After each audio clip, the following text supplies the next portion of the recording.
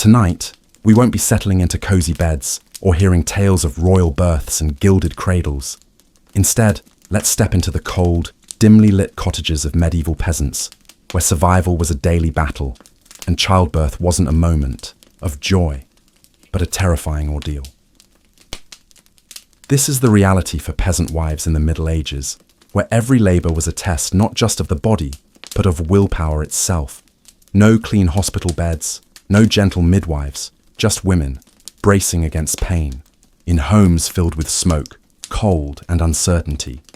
If you're looking for a tale of knights and kings, this isn't that. No, this is a quieter story. It's the story of the women who faced childbirth alone, surrounded by nothing but the echoes of their own cries, hoping to survive until the morning. There were no anesthetics, no medical marvels, just old wives, tales, faith, and the relentless will to endure.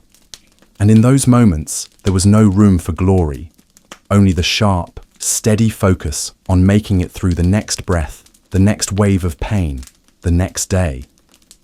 So, if the thought of harsh history and the quiet struggle of survival soothes you, feel free to relax and join me on this journey. Let's drift into the quiet, shadowed world of medieval peasant wives, where survival wasn't guaranteed, but the fight for life was as relentless as the winter cold. Elsa awoke with a start, the familiar chill of early morning seeping into her bones. The sun had not yet crested the horizon, but the birds were already beginning their dawn chorus. She turned slowly in her straw-filled bed, a tight knot in her stomach, and clutched her growing belly. The child within her, heavy and restless, shifted at her touch. Elsa breathed deeply, feeling the first twinges of what she knew to be labour. She sat up carefully, the room dim in the early light, and pulled the thin woolen blanket around her shoulders. The weight of the baby seemed unbearable, as though it were a burden pressing down on her very soul. The thought of what was to come, of the pain that would soon consume her, made her stomach churn. Elsa had heard the stories, of course. Every woman in the village had. The older women spoke of childbirth as though it were a rite of passage, a test of endurance, of strength. And yet, each story seemed to end the same way, with whispered words about those who had not survived. The women, who had given birth to lifeless children, or worse, had perished in the process. The fear gnawed at her insides, but there was no turning back now. Her husband, Tom, was still asleep in their shared bed. He had been working long hours in the fields, and she had not the heart to wake him. Not yet. He would come when the pain grew too much to bear. But for now, Elsa was alone in the quiet of their small cottage. The house was simple, an oak table near the hearth, a few crude chairs, and the narrow bed where they slept. On the wooden walls hung herbs for healing, bundles of dried lavender and sage, and small trinkets of good fortune. A silver cross from her mother, a talisman given by the village healer. She reached for one of the bottles of dried rosemary that hung from the beams, rubbing it between her fingers as the first wave of pain washed over her. It was not unlike the aches of the past few weeks, the stretching, the tension, but this time it felt different, more urgent. Elsa's breath hitched, her back arched, and the pain settled deep in her belly, a grip that felt as though it would never release. She clenched her fists and bit her lip. The contraction passed after what felt like an eternity. She exhaled, wiping away the sweat that had gathered on her forehead. The firstborn child of Elsa and Tom was expected today. The village had whispered about it for weeks. Elsa was young, but she had grown strong in these last few months of pregnancy. Her body had become more resilient with each passing day, bending but not breaking. But there was one thing that no amount of strength could prepare her for: the agony of labour. She swallowed hard. Her mother had told her stories of the pain, the agony of hours that felt like days. Elsa had heard tales of the herbal concoctions that helped women through this trial, of the midwife who knew every trick, every remedy, every chant that might help a woman through her suffering. But no story had ever made the reality of it seem anything less than terrifying. The fire crackled in the hearth, the low embers glowing with a faint red light. Elsa winced again as another contraction came. This one more intense than the last. She gripped the side of the bed, biting her lip to suppress the moan that threatened to escape. A knock at the door broke her concentration. She glanced over to the small window beside the door, where the faintest light had begun to break through the clouds. The midwife, Myrna, had arrived. Elsa's heart skipped a beat at the sight of the older woman, her shadow falling over the doorframe. Myrna was not a warm presence. She was a woman of few words, her face weathered from years of hard labor, with sharp eyes that saw everything. When she entered, she didn't offer greetings, nor did she comfort Elsa with soft words.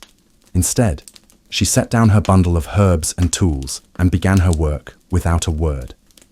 "Sit up," Myrna instructed gruffly as she took her place beside the bed. Elsa obeyed, though the pain made every movement feel like an insurmountable task. She drew a deep breath as Myrna's hands gently pressed against her abdomen, feeling the position of the baby. "You'll need more than prayers today, Elsa," Myrna murmured, her voice low but steady. "The child's not in the right position. We'll have to coax it into place." Elsa closed her eyes, trying to calm the rising panic within her. She had heard of the midwife's ways, her remedies and potions, her herbal knowledge, and the strange rituals she followed. Some of the women in the village swore by Myrna's techniques, but Elsa wasn't so sure. Still, she had no choice. Now, she had to trust the only woman who could help her. Myrna spoke softly, guiding Elsa through slow, deep breaths, reminding her to focus on the pain, to let it fill her and not fight it. And Elsa, though frightened, did her best to follow. Each wave of pain was met with a whisper of prayer, a plea for strength. Through the fog of exhaustion, Elsa's thoughts wandered to the women who had come before her, the mothers, the grandmothers, the great-grandmothers who had borne children in silence. She wondered if they had faced this same terror. Were they as afraid as she was? Did they feel as though they might die, their bodies torn apart in service of life? The world outside her cottage remained quiet, the winds whispering softly through the trees. It was a solitary moment, yet in the depths of it, Elsa felt connected to every woman who had ever known this pain. The midwife, ever patient, simply watched Elsa, her face a mixture of experience and compassion. "Remember, child," Myrna said softly, "you are not alone." Elsa nodded, trying to steady her breath as she prepared for what was to come. The silence between them felt profound. There was no going back. This was the beginning of something that would change her life forever. The hours blurred into each other, the pain stretching and twisting Elsa's body in ways she hadn't thought possible. Each contraction felt like a new wave, unpredictable and fierce. Elsa's body trembled, drenched in sweat as she clutched the edges of the rough woolen blanket beneath her, trying desperately to hold on to herself. But each wave of pain pulled her deeper into the chasm, a darkness where only her breath remained. Myrna worked silently beside her, her hands firm but gentle as she adjusted the positioning of the child. The older woman's face was an unreadable mask of experience, her eyes darting between Elsa's face and her swollen belly. There was no comfort in her presence, only the quiet reassurance that Myrna knew what she was doing. Elsa's mind wandered between the pain and the faint light, filtering through the small window. She could hear the sounds of the village waking, the distant calls of the roosters, the faint murmur of women calling to each other across the fields. It felt as though the world continued on without her, a life she couldn't reach. The isolation was overwhelming. "I know it's hard," Myrna spoke finally, breaking the silence. Her voice was as rough as gravel, but there was something steady in it. "But you must endure. The pain will pass. I've seen it before. It will pass."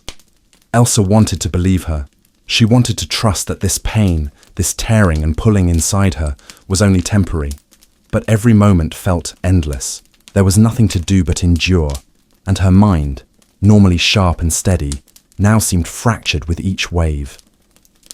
She didn't know how much longer she could go on like this.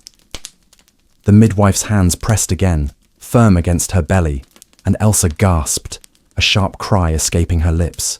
"You must push now, Elsa. Let the child come.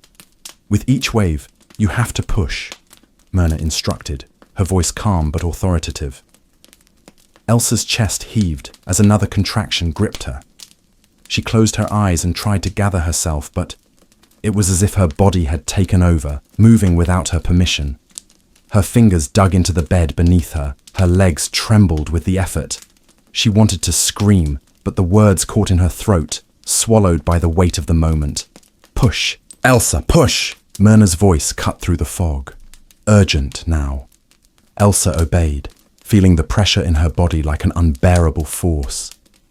It was an overwhelming, invasive feeling, the body twisting and straining in ways that felt unnatural. For a fleeting moment, Elsa's thoughts flashed to the folklore she had grown up with. The tales of women in the village who had given birth without so much as a cry. The stories of strength that her mother had told her. Isolde, a distant relative, had been said to have delivered a child in the middle of a storm, with only the moonlight as her witness. Elsa had always admired that strength, but now it felt distant, like something out of a fairy tale. A wave of pain washed over her again, sharper, more insistent. She felt as though her very bones were being pulled apart, her body betraying her at every turn. She screamed, unable to stop it. The baby was coming. Myrna's voice was like an anchor in the storm. "Focus, Elsa. Think of your child. You must push. You must make space."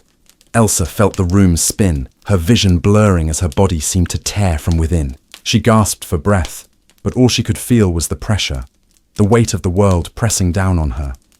The room grew darker, the firelight flickering and dimming in her eyes. She wanted to give up. She wanted to sink into the darkness and escape the pain. But there was no escape. There was only the baby inside her, pushing its way into the world. It was the only thing that mattered now. "Elsa," Myrna's voice again, soft but stern. "This is your strength. This is the moment every woman faces. Do not be afraid." Elsa's grip on the blanket tightened. She was not alone, Myrna's presence solidifying like an invisible tether between them. The midwife's voice continued, urging her, guiding her through each push. And in that moment, Elsa did what no woman should have to do. She found strength she didn't know she had, drawing from a well deeper than she had ever imagined. Minutes, or perhaps hours, passed before Elsa finally felt the pressure ease. The room was still. The fire crackled faintly in the background, and the sound of birds outside seemed so far away, almost like a dream. For a brief, fragile moment, there was silence. Then, the unmistakable sound of a baby's cry pierced through the stillness. Elsa's heart soared. She felt a wave of exhaustion, but it was tempered by the overwhelming relief that came with hearing her child cry. The midwife's hands were gentle now, as she cradled the newborn, a small, wet bundle wrapped in cloth. "A healthy girl," Myrna said, her voice softer than Elsa had ever heard it. "You did it, Elsa." Elsa's chest heaved with emotion. Her body, battered and bruised, lay heavy in the bed, but her heart was lighter than it had been in hours. She gazed at the child, this tiny life she had brought into the world. Her eyes filled with tears, but there was no room for weakness now. There was only the child and the silence between them, a bond forged through pain and perseverance. The baby's cries slowed to a soft whimper as Myrna wrapped her in a blanket and placed her in Elsa's arms. The warmth of the tiny body against her chest was a balm to her soul. It was real. It was done. She had survived. Myrna nodded once, her face impassive as ever. "Now rest. You'll need strength to care for her." Elsa's eyes closed for a moment, exhausted, but deeply, profoundly grateful. She had done it. She had made it through. And in that moment, she knew she was not alone. As the sun climbed higher, casting its golden light across the simple wooden walls of the cottage, Elsa lay back in her bed, still cradling her daughter. The pain, though lingering like a dull ache deep inside her, had been replaced by an unfamiliar tenderness. The air smelled of herbs, rosemary, lavender, and thyme.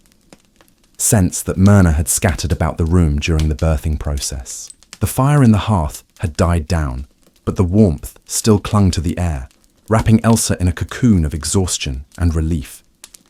Her daughter, a tiny bundle swaddled in rough cloth, nestled close to her chest, her soft cries now quieted. Elsa could feel her heartbeat, steady and strong against her own.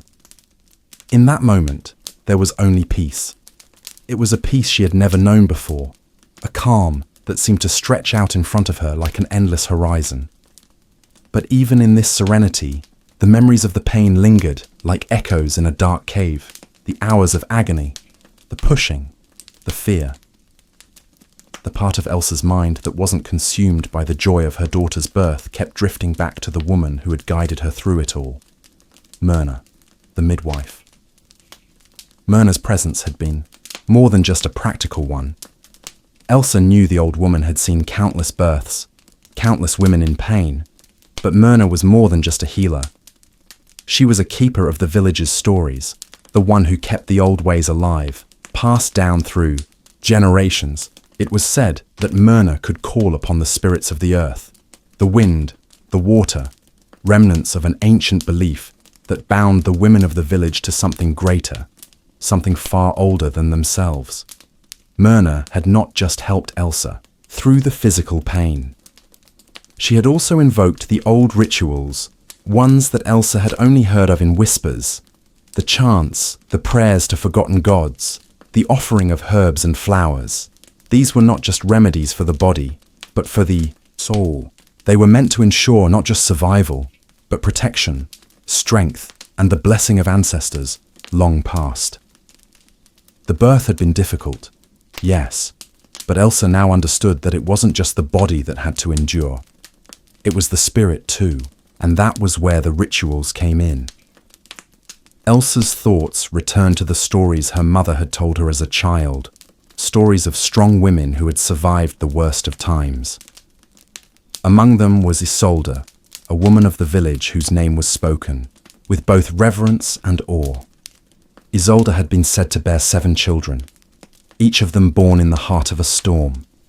The tales described her as unbreakable, a force of nature whose strength had been passed down to the women of the village through generations.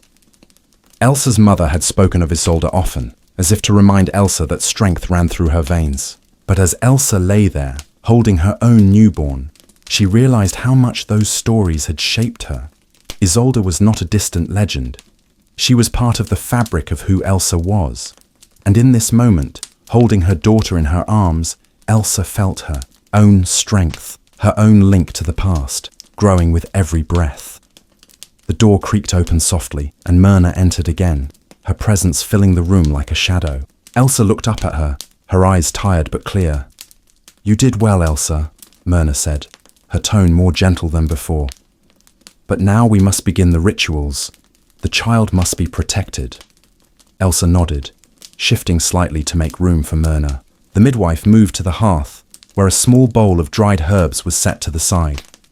She added a pinch of rosemary, crushed it between her fingers, and whispered something under her breath. The scent filled the room, thick and pungent.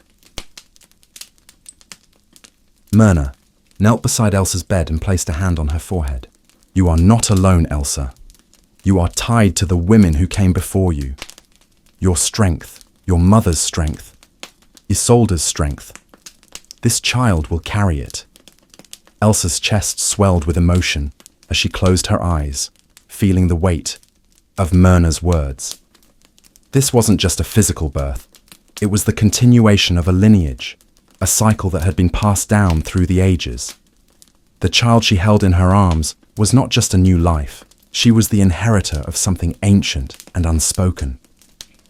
The midwife moved to the small window and looked out over the village. The sky was now a soft blue, the sun fully risen. "The spirits watch over us," Myrna murmured, her eyes unfocused as she gazed into the distance. And the child will be blessed. She reached into her bag and pulled out a small, smooth stone. Elsa recognized it immediately. A piece of obsidian, dark and polished. Myrna placed it gently in Elsa's palm. This stone, Myrna explained, is a gift from the earth. It will protect the child from harm, from sickness, from anything that might threaten her.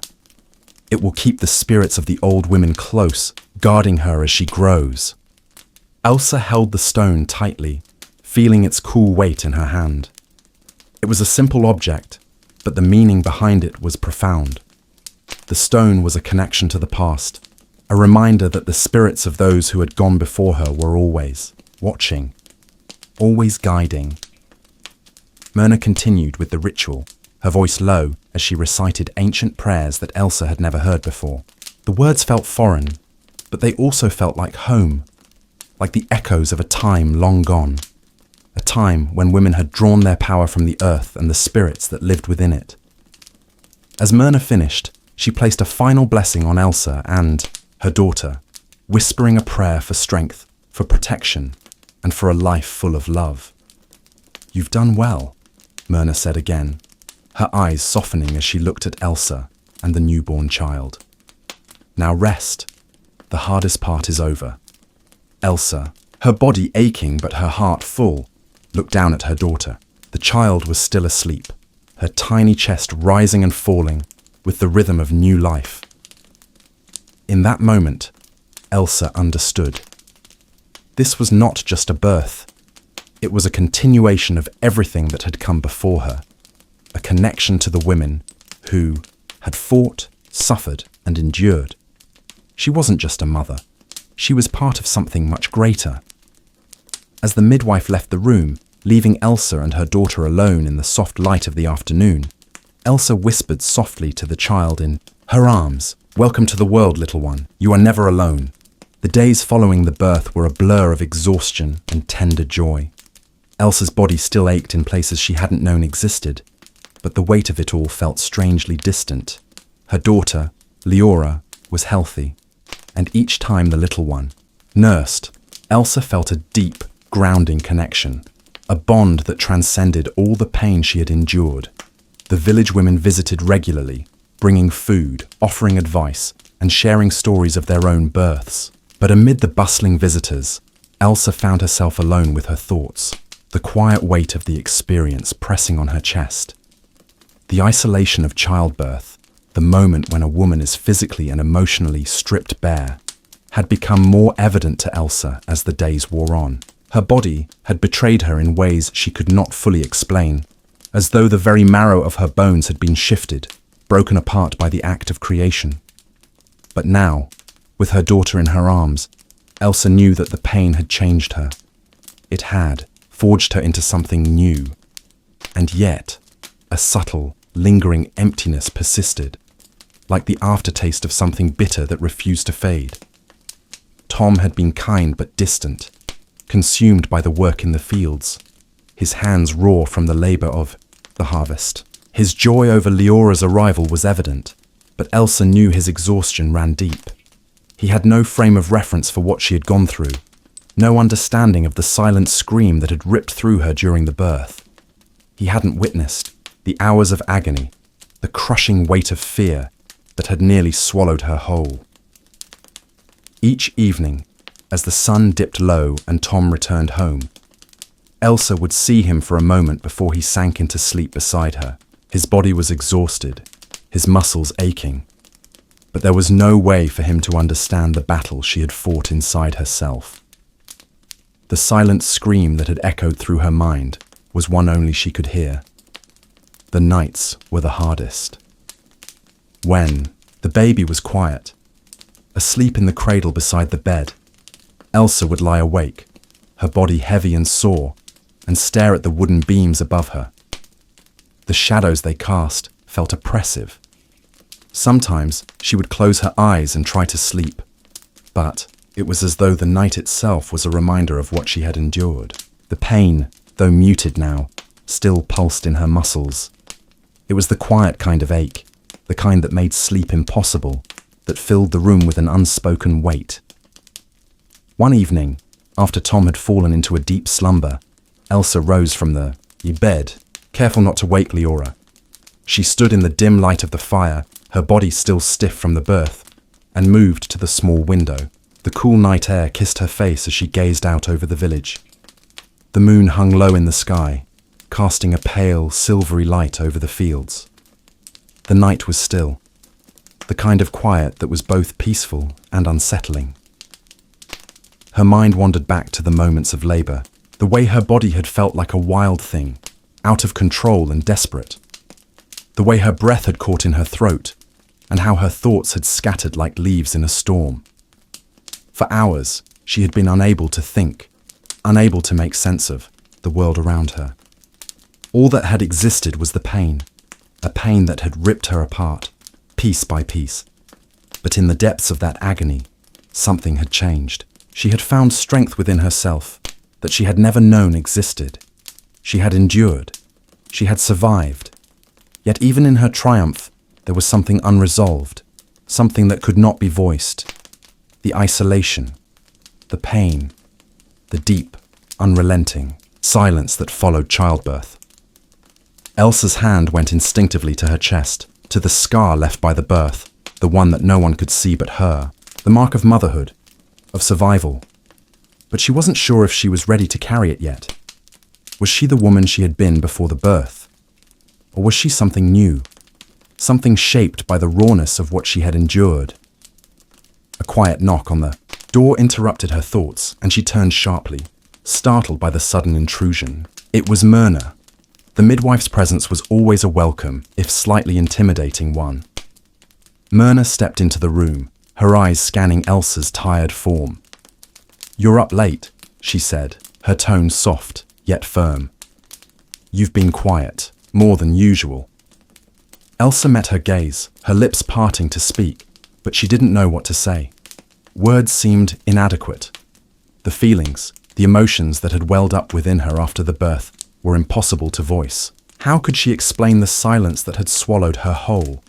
The disconnection that still lingered even after she had held her daughter in her arms? "I'm fine," Elsa said at last, her voice hoarse. "Just thinking." Myrna nodded, slowly, her eyes sharp with understanding. She moved to the fire and added more wood to the embers, letting the flames crackle and dance in the quiet room. "You've done well," Myrna said, her voice low. "But you mustn't carry this alone. You've brought a new life into the world. You must remember that this child is part of something greater than you and Tom. You are not just a mother, Elsa. You are the link between the past and the future." Elsa's chest tightened at Myrna's words. "I feel disconnected," Elsa confessed, "as though the pain has taken something from me. I don't know how to be who I was before." The midwife's gaze softened, and she approached Elsa, placing a hand gently on her shoulder. "Pain can do that," Myrna said, quietly. "But it is also what gives you strength. And strength is something women have always had. You may feel alone, but you are not." Elsa's eyes welled with tears, but she quickly blinked them away. There was no room for weakness now, no room for tears. Not when she had a daughter to care for, to protect. But the words Myrna spoke echoed in her mind. "You are not alone." Myrna's voice, steady and sure, continued. "The village will carry you, Elsa. You must trust that. You are part of a long line of women who have faced the same trials. And we, the women of this village, will be there when you need us." Elsa nodded, though the knot in her chest remained. There was no easy answer to the silence she carried, no way to explain the weight that hung over her. But for the first time, in days, she felt a flicker of understanding. She wasn't alone, not in the way she had thought. Weeks passed, and the rhythm of Elsa's life began to shift. The raw, aching exhaustion that had gripped her body after the birth slowly gave way to a more tender, nurturing weariness. Leora, the small miracle she had brought into the world, grew stronger each day. Her cries became less frequent, replaced by soft coos and giggles as Elsa fed her, rocked her, and cared for her every need. The peace that had once felt so elusive now settled over Elsa like a blanket, warm and comforting.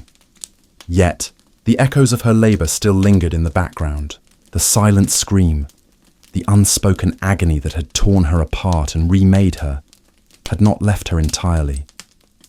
It lived on in her bones, in the quiet moments when the weight of motherhood pressed down harder than she could bear. But she was learning to carry it, to accept it as part of who she had become. Tom had been a loving father, though his presence was often fleeting. His work in the fields demanded his time and energy, leaving him with little to give when he returned home each evening. Elsa understood. He had always worked hard, and the harvest season was no exception. But there were times when she felt the absence of his support keenly. It was not that he didn't love her, nor that he didn't care for Leora, but the space between them had grown wider since the birth. In the stillness of the night, when Tom's deep, rhythmic breathing filled the air, Elsa would lie awake, her thoughts swirling in the dark. She had never felt so alone. Not in the physical sense. No, Leora was there, sleeping beside her, her tiny hands reaching out in the darkness. But the emotional distance between them was palpable. Tom could never truly understand the silent scream that had defined her labor. The village, too, had become a strange place for Elsa. The women who had come to visit, to offer their blessings and advice, had now returned to their own lives. They had their own families, their own routines, and Elsa felt a quiet pang of loss for the sense of connection she had once shared with them. The rituals, the gatherings, had all faded into the background as life carried on. But one evening, as Elsa sat outside with Leora, rocking gently in the worn wooden chair, the quiet of the evening was broken by the sound of footsteps. She looked up to see Myrna, the midwife, walking toward her. Myrna's presence was always a reminder of the raw strength Elsa had discovered within herself. The old woman had been a silent witness to her labor, and now, in the weeks following, she seemed to be a steadying force in Elsa's life. "You're looking well, Elsa," Myrna said, her voice soft but sure. "How are you?" Elsa smiled faintly, her eyes lingering on her daughter's peaceful face. "I'm getting by," she said, though the words felt hollow in her mouth. She was getting by, but there was more to it than that. She was carrying something heavy within her, something she hadn't yet learned to share. Myrna took a seat beside Elsa, her eyes following the movements of the child. "You're doing well, but I see something in you," she said, her voice a mixture of concern and understanding. "You are carrying more than you should. The silence, it's still there, isn't it?" Elsa nodded, her throat tightening. She hadn't realized how much she needed to hear those words, to have someone acknowledge the unspoken weight she carried. "It's hard," she admitted, her voice barely a whisper. "I thought that after the birth, I would be different. I thought the pain would just disappear, but it's still there. It's like something inside me, something broken." Myrna looked at Elsa with deep, knowing eyes. "The pain doesn't disappear, Elsa. Not completely. But it becomes part of you, woven into the fabric of who you are. You will carry it, yes, but you will also be stronger because of it." Elsa's gaze fell to her hands, clasped tightly in her lap. "I don't know if I'm strong," she whispered. "I feel lost sometimes, like I'm not the person I was before." Myrna reached over and placed a weathered hand on Elsa's arm, her grip steady and firm. "You are still you, Elsa. You are the same woman who brought a child into this world, who fought through the pain and the fear. The silence you feel is a part of your strength, not your weakness. It will become your quiet power." Elsa closed, her eyes, her chest tight with emotion. Myrna's words were like a balm to her soul, soothing the raw edges of her heart. The pain, the isolation, the exhaustion, they were not signs of failure. They were the marks of a journey, one that had been walked by countless women before her, and one that she would continue to walk with her daughter by her side. For the first time since Leora's birth, Elsa felt a quiet sense of peace settle over her. She was not broken. She was not alone. She was part of something far larger than herself. The lineage of women who had endured the impossible, who had fought through the dark and come out stronger on the other side. Leora shifted in her sleep, her tiny hands reaching for Elsa, and Elsa pulled her daughter closer, holding her gently. The weight of motherhood, once so unbearable, now felt like a quiet, steady presence. It was the weight of life itself, the constant cycle of pain and joy, of struggle and triumph. Elsa had given birth to a new life, yes, but she had also given birth to a new part of herself. The woman she had become, shaped by pain but tempered by strength, was one she could be proud of. As the moon rose high in the sky, casting its pale light across the land, Elsa stood up, holding Leora in her arms. The village was still, the world at rest, but in the quiet of the night, Elsa felt the stirrings of something powerful. A silent scream turned into a silent song. It was the song of a mother, a woman, a survivor. And, for the first time, Elsa felt ready to sing it. Elizabeth had always felt the weight of the land upon her shoulders. The fields were unforgiving, the winds harsh, and the seasons unyielding. She was a peasant, born to toil, to endure, and to survive. Yet, as the days passed and the sun dipped, lower in the sky, a fear unlike any she had ever known began to take root deep within her chest. It was not the looming harvest or the coming winter that troubled her. No, it was the child growing inside her, the labor that awaited her. In the village of St. Clair, women had been giving birth for centuries, enduring pain and suffering, and Elizabeth had no reason to believe her own experience would be any different. The midwives, kind though they were, had spoken often of the agony of birth, of how it could break a woman in ways no one spoke of aloud. But there was one name in the village that was whispered with awe and fear when it came to childbirth: Seraphina. Seraphina was the healer of the village, an old woman whose hands had mended countless broken bones and eased many an ailment. But it was the rumors that surrounded her, rumors of ancient knowledge, herbs that healed, and some said magic, that kept most villagers at arm's length. Still, when desperation clawed at Elizabeth's heart, she knew she could no longer ignore the pull towards Seraphina's cottage at the edge of the village. The wind had started to bite as Elizabeth walked the well-trodden path toward the cottage. She had heard of Seraphina's ways from her mother, who had warned her never to seek the healer's help. Yet, as the time of her delivery grew near, she found herself unable to ignore the whispers of something more, something that could ease the torment that she knew awaited her. The cottage sat beneath a cluster of twisted trees, their branches reaching out like fingers in search of the sky. The air around it always seemed to hum with a strange, silent energy. Elizabeth hesitated. At the threshold, her heart pounding in her chest, she knocked gently on the weathered door, the sound of her knuckles against the wood like a heartbeat in the quiet air. Seraphina opened the door before Elizabeth had time to knock again, her ancient eyes peering over a face lined with age, wisdom, and secrets. Her voice was soft but firm as she spoke. "I knew you'd come." Elizabeth swallowed the lump in her throat. "Please, I need your help. The pain." She faltered, unsure how to express the fear that weighed so heavily on her. Seraphina studied her with a knowing gaze, as though she had seen the same fear in countless women before. She stepped aside, gesturing for Elizabeth to enter. The cottage was dim, filled with the scent of dried herbs and strange flowers. A large cauldron simmered over the fire, and shelves were lined with jars and vials, each containing something mysterious. "I have heard your cries, Elizabeth," Seraphina said, her voice low. "The pain you fear, the suffering that comes with childbirth. It is the way of the world, yes, but it need not be as cruel as you think." Elizabeth looked at her, confusion swirling in her mind. "What do you mean?" Serafina turned to the shelves, her hands moving with practiced ease as she gathered jars and bundles of dried herbs.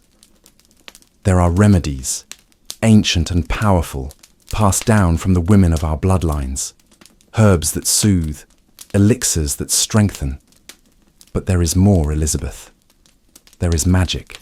Her gaze lingered on Elizabeth's face, searching for understanding. "Magic?" Elizabeth whispered, the word heavy on her tongue. "Yes, magic," Serafina repeated. "You see, our ancestors did not simply rely on what the earth provided.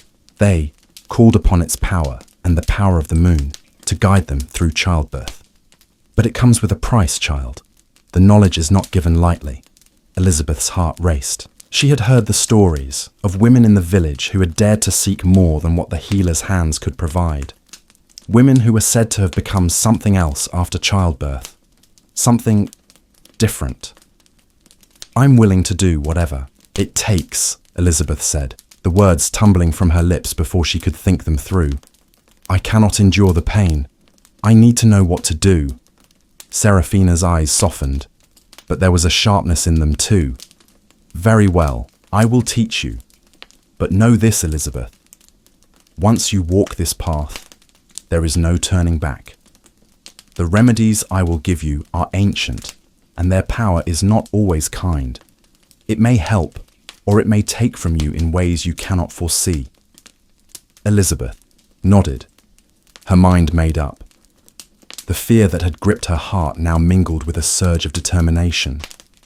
She would not go through childbirth the way her mother had, or her grandmother. She would not be another woman broken by the agony of it all.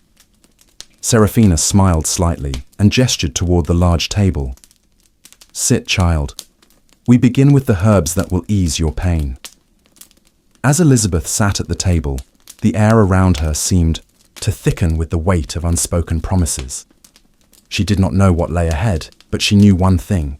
She had crossed the threshold, and there was no turning back now. The moon was full as Elizabeth made her way from Serafina's cottage, her heart still racing from the secrets revealed and the promises made.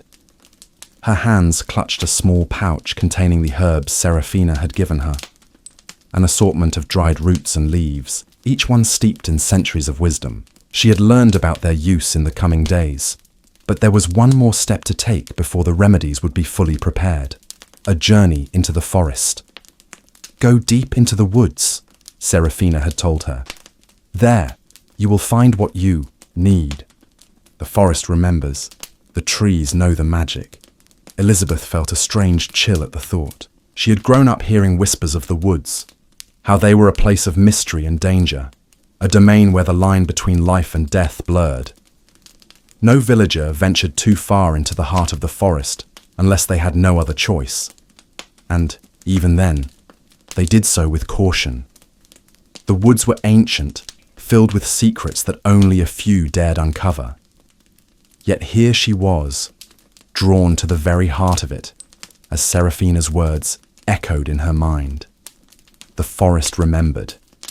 The forest knew the magic. As Elizabeth stepped into the darkening woods, the familiar sounds of the village faded into silence. The path beneath her feet grew uneven, and the air thickened with the scent of damp earth and moss. The trees, tall and twisted, seemed to loom overhead like silent sentinels, their branches creaking in the wind. Despite the chill in the air, Elizabeth felt a strange warmth within her, a flicker of something old, something powerful. She walked for hours, the shadows lengthening with each step. It wasn't until the last light of day disappeared and the moon climbed high into the sky that she saw the flicker of a distant firelight. She knew she had arrived. The clearing opened before her like a forgotten dream. In the center, a small cabin stood, surrounded by thick, gnarled trees that seemed to bend toward it, their limbs stretching as though they were drawn to the very heart of the home. A plume of smoke curled from the chimney, and the faint sound of wind chimes tinkling in the breeze filled the air. Elizabeth hesitated at the edge of the clearing, her heart pounding. She had heard tales of this woman, Morgaine, the witch who lived alone in the depths of the forest.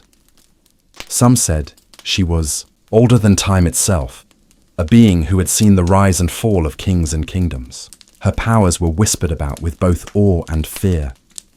No one in the village dared approach her, and yet here Elizabeth was, standing on the precipice of her world and something far more ancient. Taking a deep breath, Elizabeth walked toward the cabin. As she neared, the door swung open as though it had been waiting for her.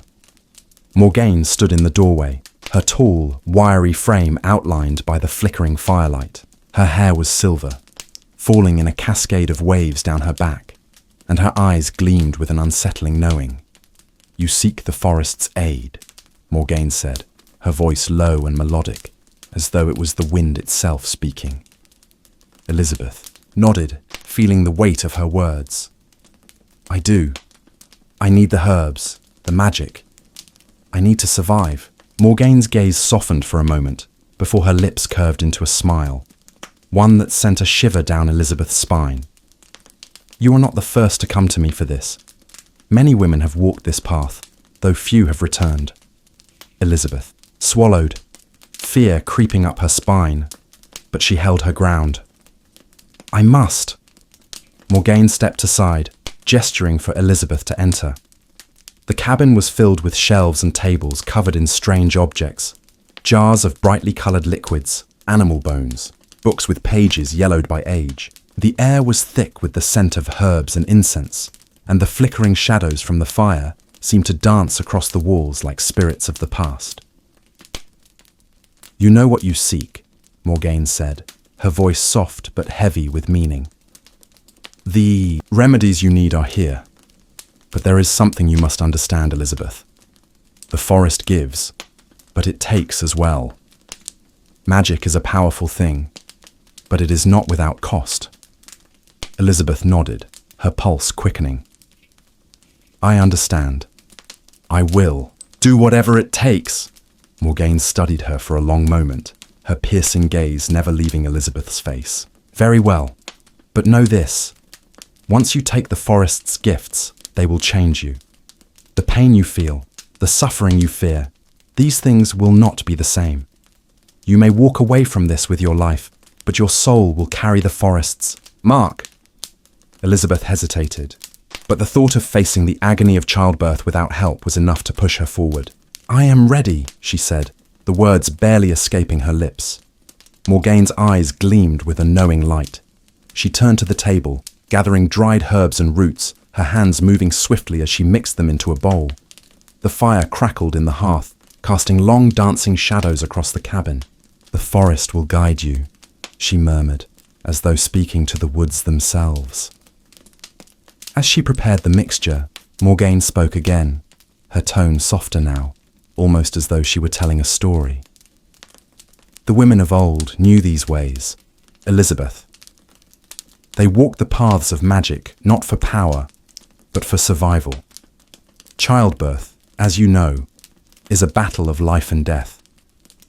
But we, the daughters of the earth, have always fought. We fight for our children and for ourselves." Elizabeth watched as Morgaine mixed the herbs into a bubbling liquid, the scent of it filling the room with a heady, earthy aroma. The witch turned to her, holding the bowl in her hands. "Drink this, Elizabeth," Morgaine said, her voice grave. "It will ease your pain. But remember, this is only the beginning. The forest's magic will be with you from this moment onward." Elizabeth took the bowl from Morgaine's hands, her fingers trembling. She didn't know what awaited her, but she knew she had crossed a point of no return. With a deep breath, she drank. Elizabeth woke the next morning to the soft hum of the forest. The sun had yet to rise, but the cabin was bathed in a quiet, ethereal light. Morgaine had already begun her preparations, moving with a fluidity that suggested an intimate knowledge of the world around her. Elizabeth stood slowly, feeling the warmth of the potion still coursing through her veins. It had been unlike anything she had ever experienced. The cool, soothing sensation as the magic worked its way into her body, settling beneath her skin. There had been no immediate pain, no overwhelming sensation, only a calmness that seemed to ease her fears. But it was a false calm. Elizabeth knew the worst was yet to come. Morgane glanced over her shoulder as Elizabeth rose. "You've slept well, I see. The forest's magic is a gentle thing, when it wants to be. But soon, the true test will begin." Elizabeth nodded, her mind still heavy with the weight of her decision. She had no choice but to trust this woman, to trust the forest, and to believe that the ancient magic would guide her through the agonizing pain of childbirth. But something deep inside her stirred uneasily. A whisper, a feeling that this path might change more than just her body. It could change the very essence of who she was. Morgane led her outside, where the clearing was now bathed in the soft, silver glow of the moon. The air was thick with the scent of damp earth and the distant call of owls. The wind had picked up, swirling around the trees, creating a symphony of whispers that seemed to speak directly to Elizabeth. "You are ready now," Morgane said softly, her voice carrying the weight of centuries. "Tonight, you will undergo the ritual. It will be under the full moon, when the magic is strongest. There you will find the final step to the remedy." Elizabeth followed Morgane into the depths of the forest, the trees seeming to part as they walked. The path before them was barely visible, shrouded in the deep shadows of the ancient woods. With each step, the air grew colder, the atmosphere heavier, as though the forest itself was alive and watching. After what felt like hours, they arrived at a small clearing. The ground was soft with moss, and the air was thick with the fragrance of flowers that Elizabeth had never seen before. At the center of the clearing stood a large stone altar, its surface etched with strange symbols that seemed to shift and change as the moonlight touched them. Morgane motioned for Elizabeth to kneel beside the altar. "This is where the magic will be strongest," she explained. "You will kneel here, take the final sip of the potion, and wait. The magic will take hold, and the forest will guide you." Elizabeth's heart pounded in her chest as she knelt before the altar. The air around her seemed to hum with power, and the shadows of the trees seemed to shift with the wind, as though they were watching, waiting. She could feel the magic, beginning to stir inside her, a strange and powerful sensation that made her skin tingle. It was as though the forest itself had awakened, pulling her into its ancient embrace. Morgane handed her the final vial of potion. "Drink this," she instructed, her voice low and solemn. "This will help you when the pain begins, but remember, the magic will not simply ease your body. It will awaken your spirit. It will bind you to the forest, and the forest will never let you go." Elizabeth hesitated for only a moment before taking the vial from Morgane's hands. The liquid inside was dark, almost black, and its scent was heavy and earthy, like the very soil of the forest itself. She drank deeply, feeling the warmth spread through her body as the potion took hold. The moon overhead was full and bright, casting its silver glow across the clearing. Elizabeth closed her eyes, letting the magic wash over her. For a moment, everything felt still, as though time had stopped. The wind, the trees, the creatures of the forest, all seemed to fade into the background, leaving only the sensation of the magic coursing through her. And then, the pain came. It was not like anything she had expected. It was a deep, burning ache, as though her very bones were being torn apart.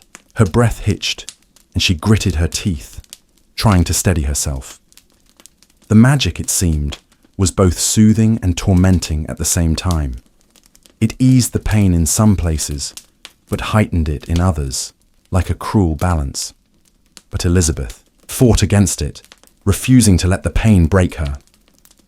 She clutched the stone altar, her fingers digging into the cold surface as the agony of labor gripped her. The forest seemed to pulse with her, the very earth beneath her shaking as if it too were in labor. Her mind swirled with images of women from the past, her ancestors who had given birth beneath the same moon, in the same forest. They had survived, they had fought, and now it was her turn. Suddenly, She felt a strange tug in her chest, as though something within her was being pulled toward the heart of the forest. The pain intensified, but this time it was different. She could feel the forest guiding her, pushing her forward, urging her to continue. And then, as though the earth itself had answered her plea, the pain shifted. It was still there, but it no longer threatened to consume her. Instead, it became something else, a force of nature, a pulse of life that moved through her like the flow of the river. She was not just a woman in labor anymore. She was a part of the forest. She was connected to something far older, far deeper than she had ever imagined.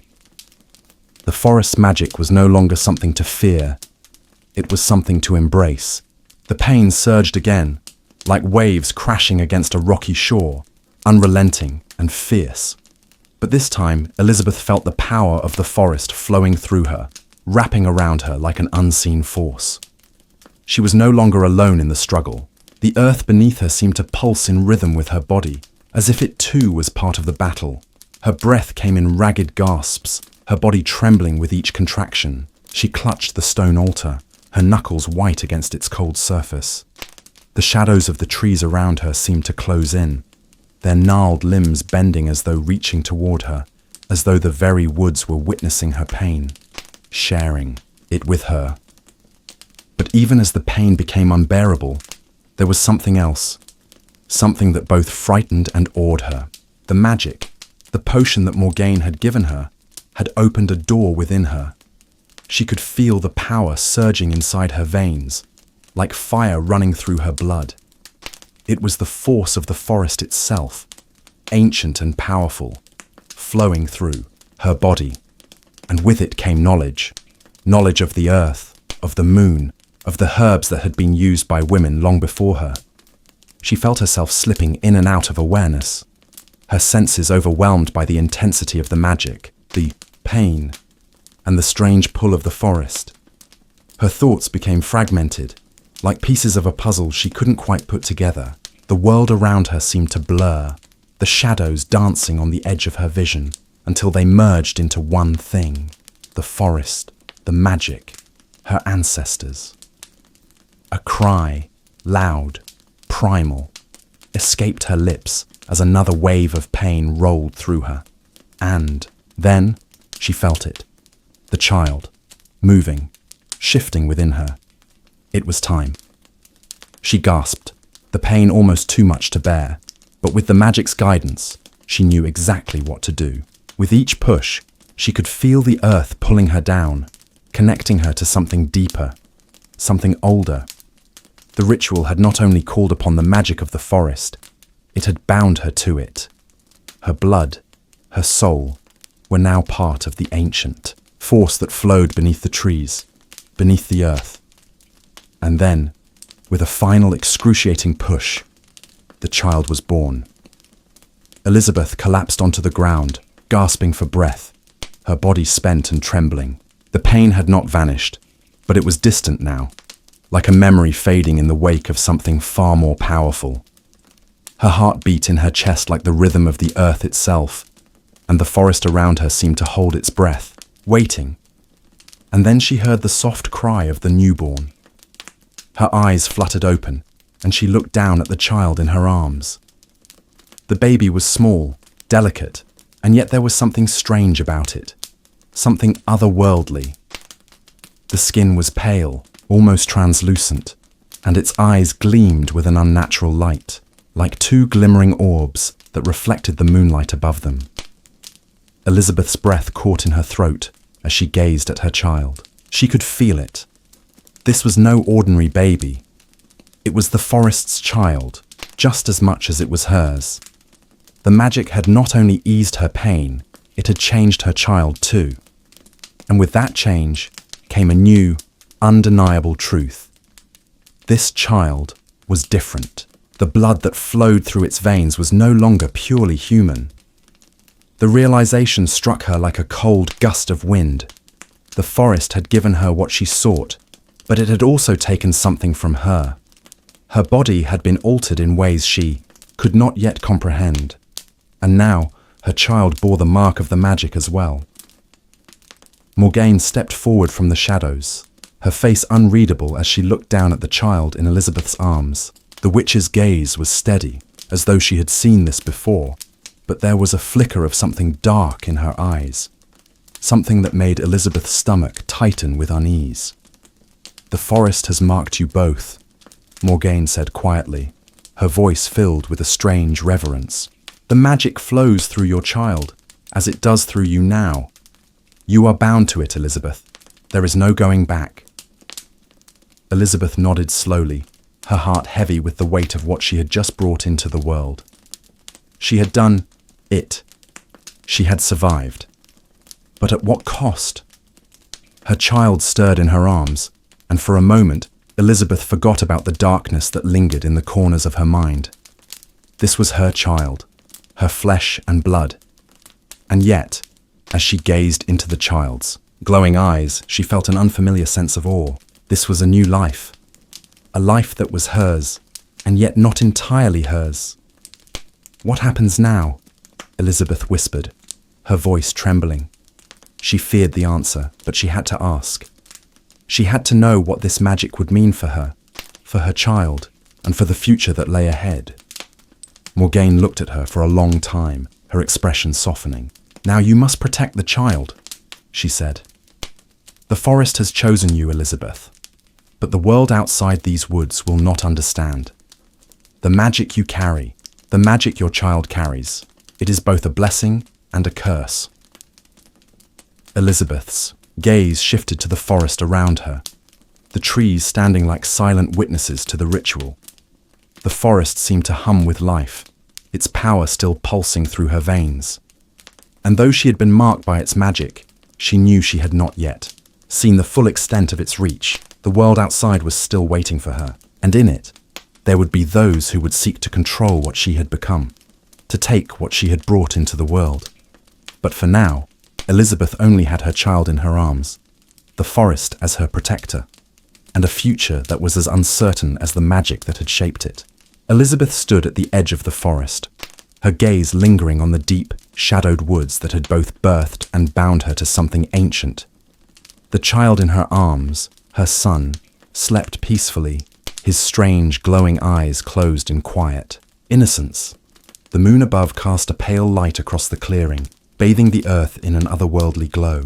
It was as though the very air itself had shifted, leaving behind an unmistakable mark. She had survived the birth, yes.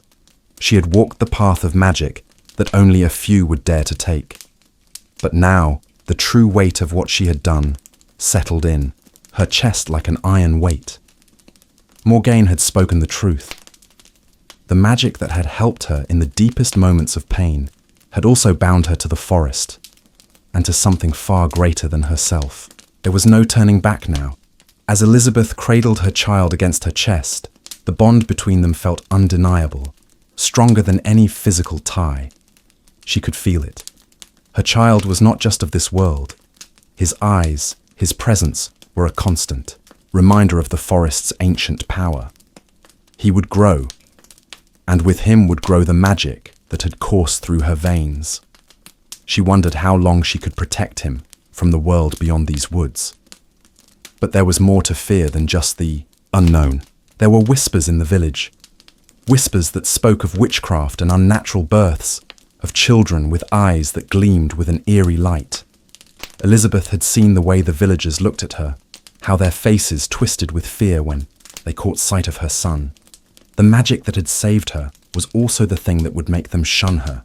They would come for her child, if they learned the truth. Morgane's voice echoed in her mind.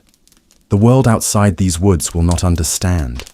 The magic you carry, the magic your child carries, it is both a blessing and a curse." She felt the weight of those words now more than ever. It was not just her life that had been changed. It was her child's, and with it, the future that awaited them both. The magic that had saved her life, that had helped her survive. The agony of childbirth had altered the very course of their destinies. They were no longer simply mother and child. They were vessels of something much larger, something that had existed long before their time. Elizabeth kissed her child's forehead, the soft, glowing light from his eyes casting strange shadows in the moonlit night. She knew she couldn't stay in the village. She couldn't stay anywhere where people might see them and remember the stories of the witches, the dark magic, the unnatural births. No, she and her child would have to leave. They would disappear into the night, into the vastness of the world, where the shadows of the forest could still shelter them. But even in the seclusion of the woods, Elizabeth knew they would not be safe forever. The village would eventually seek them out. They would want to understand what had happened to her son, and they would not be content until they had discovered what lay behind the strange glow in his eyes, the way the earth seemed to pulse with his presence. There was no going back. The wind whispered through the trees, its voice carrying with it the weight of centuries of secrets. Elizabeth stood still, listening to the forest's hum as it reached deep into her soul.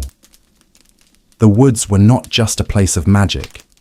They were a living, breathing entity that had witnessed the rise and fall of civilizations, the passage of time itself. And now they had claimed her and her son as part of their legacy.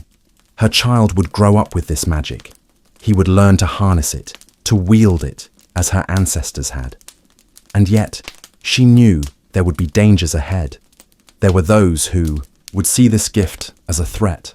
There were forces beyond the forest, beyond the village, that would stop at nothing to control the power her child now carried.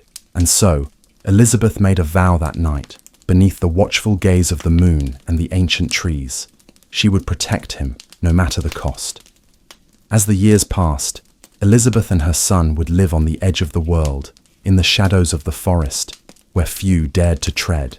She would teach him the ways of the herbs, the magic, the rituals that had been passed down through generations of women who had fought and survived, who had protected their children at all costs. Her son would grow strong, and with his strength would come the knowledge that the magic coursing through him was both a gift and a burden. It was a power that could protect, and it was a power that could destroy. The village would never know what had become of her.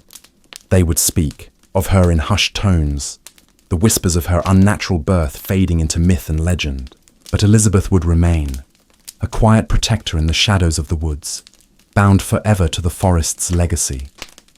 And so, as the years unfolded, the magic that had once been a source of fear became a source of strength, a reminder of the resilience that lay within every woman who had ever fought to survive, to protect, to endure.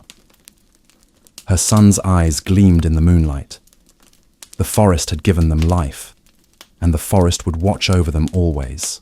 The village of Ashford lay in silence, its cobbled streets desolate and its thatched roof cottages bearing the weight of grief. The air, thick with the remnants of smoke from burning pyres, clung to the skin. The plague, relentless and unforgiving, had claimed many lives, yet the hardest blow of all had come for Elira, a peasant woman who had borne more children than she could count, only to see each one slip away into the cold embrace of death. Her cottage, tucked away in the farthest corner of the village, was no sanctuary from the sorrow that clung to her like a shadow. The walls, once alive with the laughter of children, now echoed with a quiet, suffocating emptiness. Elira sat by the hearth, her hands clasped tightly around a small wooden cross. It had been a gift from her mother, now long dead, and a symbol of the faith that had once given her strength. But now, as she stared into the flickering fire, even the cross seemed to offer little comfort. Another child lost. The fever had come swiftly, as it always did.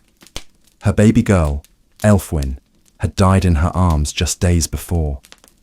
The memory of her little body, cold and lifeless, haunted Elira's every waking moment. She had seen this before, too many times before, each death, a cruel repetition of the one before it. The house was quiet. The only sounds were the distant cries of those still mourning, the wind rustling through the trees outside. Elira closed her eyes, breathing deeply, trying to steady her racing heart. She had to be strong. She had always been strong. But even the strongest of women had their limits, and Elira was beginning to feel as though she was nearing hers. It was then that she felt it, the first unmistakable wave of pain. A sharp cramp that radiated through her abdomen, tightening her muscles and making her breath catch in her throat. She gripped the edge of the wooden table in front of her, her knuckles white. For a moment, she thought it might pass, but the pain intensified, relentless in its approach. The child she carried was not yet due, but the plague had stolen so much from her already. The labour pains were early, premature. Elira knew this was not just the ordinary labour of a mother. This was the agony of a woman who had already lost so much, and who now faced yet another trial. Would she survive this one? Or would this child, too, be claimed by death? The thought of losing another baby struck like a dagger to her chest. She could not bear it again, not after everything. With trembling hands, she stood and made her way to the window, looking out at the dimming sky. The sun was setting, casting a golden light over the village. It was the calm before the storm. The calm before the moment when everything would change once again. Elira. The voice came from behind her, gentle yet full of concern. It was Ronan, her husband. His broad frame filled the doorway as he entered the room, his face lined with worry. "I'm fine," she said quickly, trying to steady her voice, but her words lacked conviction. She could feel the cold sweat on her brow, the tremor in her limbs. She wasn't fine. Ronan's brow furrowed as he stepped closer, his calloused hands reaching for hers. "You're not fine. I can see it. You're in pain. Elira paused, struggling to breathe through the contractions. She hadn't wanted him to know. Ronan had enough to bear without worrying about her as well. But the truth was there, plain in her face. "I think it's happening," she whispered, her voice barely audible. Ronan's eyes widened, his grip tightening around her hands. "No. Not now, Elira. Not when." But Elira couldn't hear him anymore. The pain had overtaken her, washing over her in waves. She dropped to her knees, gasping for air, the room spinning. The fire flickered erratically in the hearth, as if mirroring the chaos inside her body. Ronan knelt beside her, his face pale with fear. "I'll fetch Eldara. The midwife. She'll know what to do." Elira shook her head, clinging to the strength that had carried her this far. "No, Ronan. I'm not sure I can do this. Not after everything. I don't know if I can survive this." For a moment, Ronan's face softened. He knelt down beside her, placing a hand on her shoulder. His voice was low, barely a whisper. "You're stronger than you think. You've made it this far, Elira.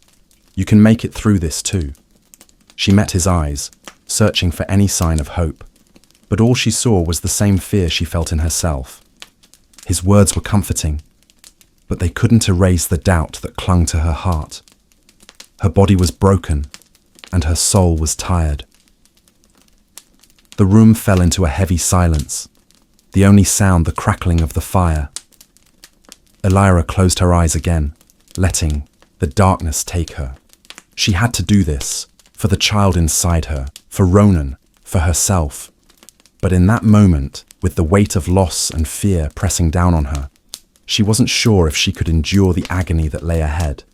The shadow of death loomed over her, but so did the shadow of survival, and Elira had no choice but to fight.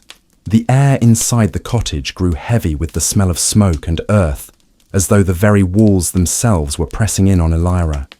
She lay on the straw-strewn bed, her body twisted with pain, and yet she couldn't seem to escape the endless rhythm of labour.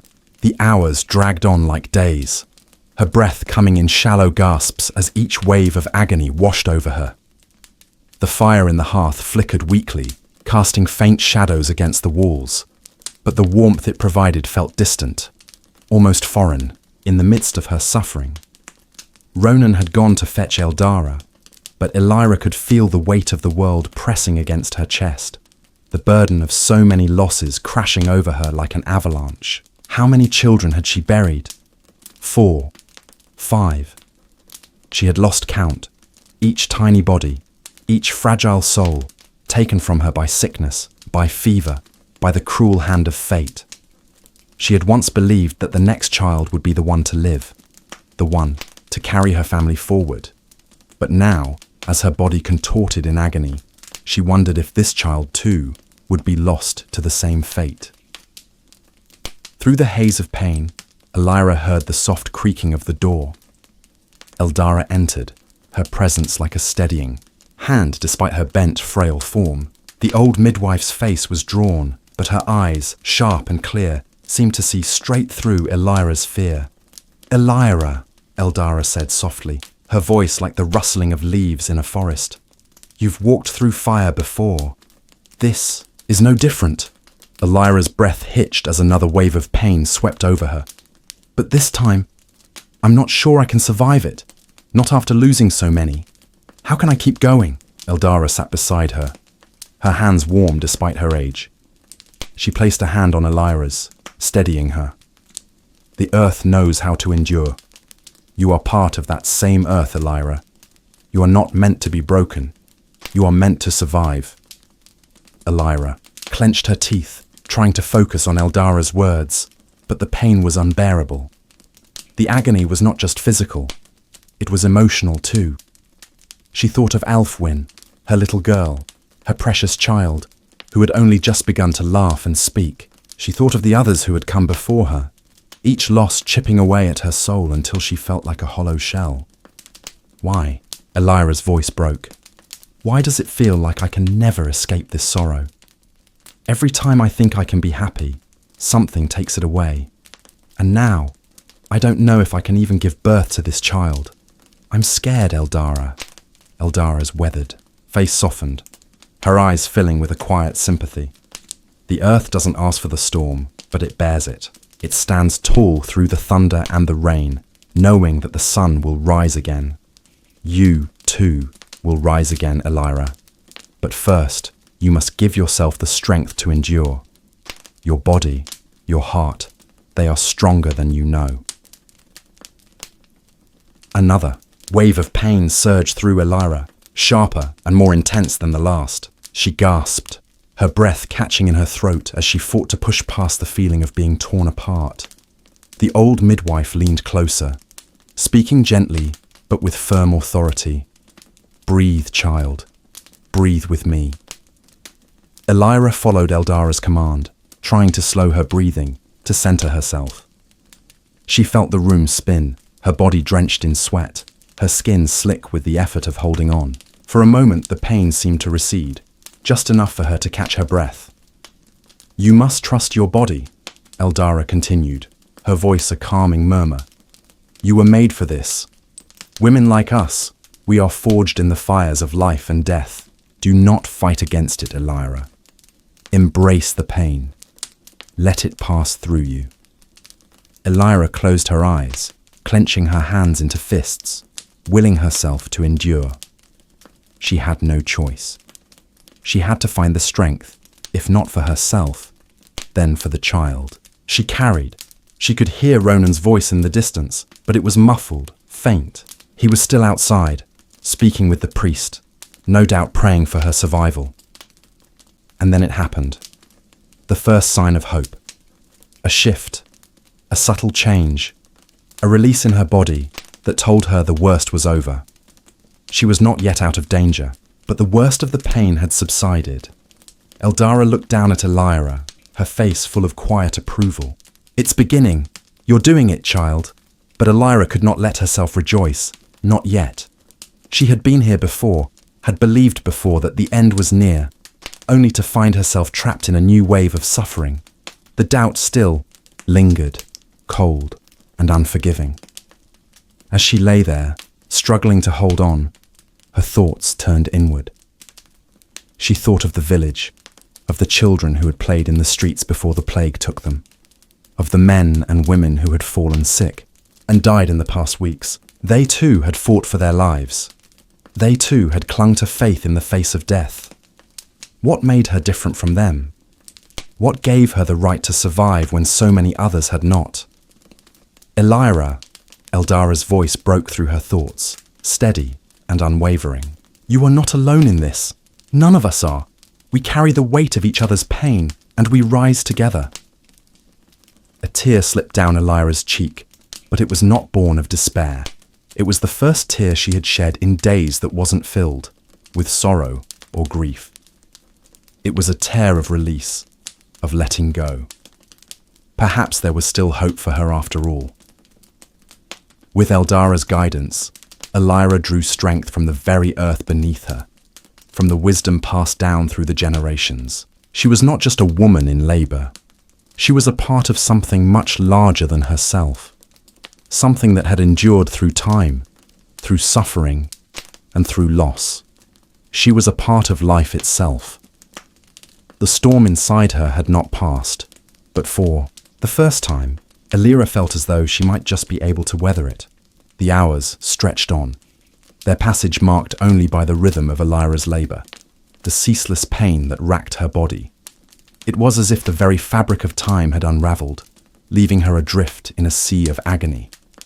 The room was suffocating, the heat of the fire now oppressive, but the chill of the night creeping in through the cracks in the walls made the air feel thick with unease. Her breaths came shallow, the firelight flickering like a warning, a sign that something within her was about to break. Elira could feel herself slipping, her body at the edge of endurance, but still, the child remained lodged within her, stubborn and unmoving. The old midwife, Eldara, had been unyielding in her encouragement, but even her comforting words seemed distant now. The steady presence of her hands, guiding Elira through the pain, no longer provided the solace it once had. The hours of labor had taken their toll, and Elira could sense her strength draining away like water from a cracked vessel. Her thoughts wandered, her mind grasping at fleeting memories of her children, of the laughter that once filled this cottage. The faces of those she had lost haunted her like ghosts, filling every corner of her mind. Elfwin, her precious girl, the last to be taken by the plague, whose small fingers had slipped from hers. She could still see the image of her daughter, pale and cold, her eyes unblinking, as if she had never existed at all. Elira's chest tightened at the thought, and yet, amidst the overwhelming sorrow, there was a flicker of defiance, a surge of resistance, a refusal to be swallowed by the endless pit of loss. Her body trembled with another contraction, and this time it was worse than before. The pain was sharper, deeper, as if her very bones were being shattered. She bit down, on her lip holding back a scream, her hands gripping the rough wool of her blanket, as though it could anchor her to something real. "Elira," came Eldara's voice, low and steady. "You must push. You must fight. The child is coming. I can't." Elira gasped, the words barely escaping her cracked lips. "I can't. Not again. I can't bear it. Please." Eldara's hand was firm on her shoulder. "You've borne more than most, Elira. You can do this. You must." The midwife's words were like a lifeline, but they did little to assuage the fear gnawing at Elira's heart. She had faced so many battles in her life, had carried the weight of so many losses. But this was different. This was something darker, something that felt like it would swallow her whole. Each loss had carved away at her soul, and now, as the darkness of labor consumed her, she wondered if there would be anything left of her to save. The door creaked open, and Ronan entered, his face pale and drawn. His gaze fell on Elira, and, for a moment, he seemed frozen, his eyes wide with fear. Elira's heart clenched. He had always been strong, always the one who worked tirelessly to keep their family alive. But now, he seemed like a stranger, powerless in the face of what she was enduring. "Ronan," Elira whispered, her voice strained. "I'm scared. I don't know if I can do this. I've lost so much already." He knelt beside her, his rough hand brushing her hair back from her forehead, his touch gentle despite the desperation in his eyes. "I'm here, Elira. I'm here with you. You're not alone. You've never been alone." But his words, meant to comfort, only deepened the emptiness inside her. She wanted to believe him, wanted to trust in his strength, but the fear that had settled deep within her heart was a force far stronger than any reassurance. As another wave of pain surged through her, Elira's breath caught in her throat. She clenched her fists, trying to hold on, but it was no use. Her body was betraying her, each contraction tearing her apart, bit by bit. She could feel the darkness closing in, wrapping around her like a suffocating blanket, and for a moment, she thought she might not make it. I can't do this, she gasped again, her voice breaking. The doubt was overwhelming, drowning her in its weight. Eldara's voice cut through the fog of despair, sharp and commanding. You are not done yet, Elira. There is more to you than you know. This is the moment of truth. Do you want to live, or do you want to give up? The question hit her like a slap. Do you want to live? Elira closed her eyes, her body racked with pain. The choice felt impossible, as though her very will was being torn apart. She thought of the others who had died, her children, her mother, the villagers who had fallen to the plague. They had all been strong once. They had all fought to live. And yet, here she was, standing on the precipice of her own life, unsure if she had the strength to make the leap. Could she bear the loss again? Could she survive yet another death? The pain of the contraction was unbearable, but beneath it, there was something else. A whisper of hope, of strength. She had felt it before, buried beneath her grief and fear, but now it seemed to rise, to push through the shadows. She opened her eyes and looked at Ronan, his face etched with worry but also determination.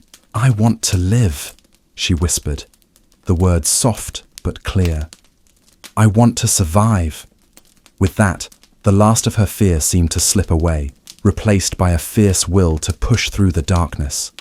She took a deep breath, focusing all her strength on the moment.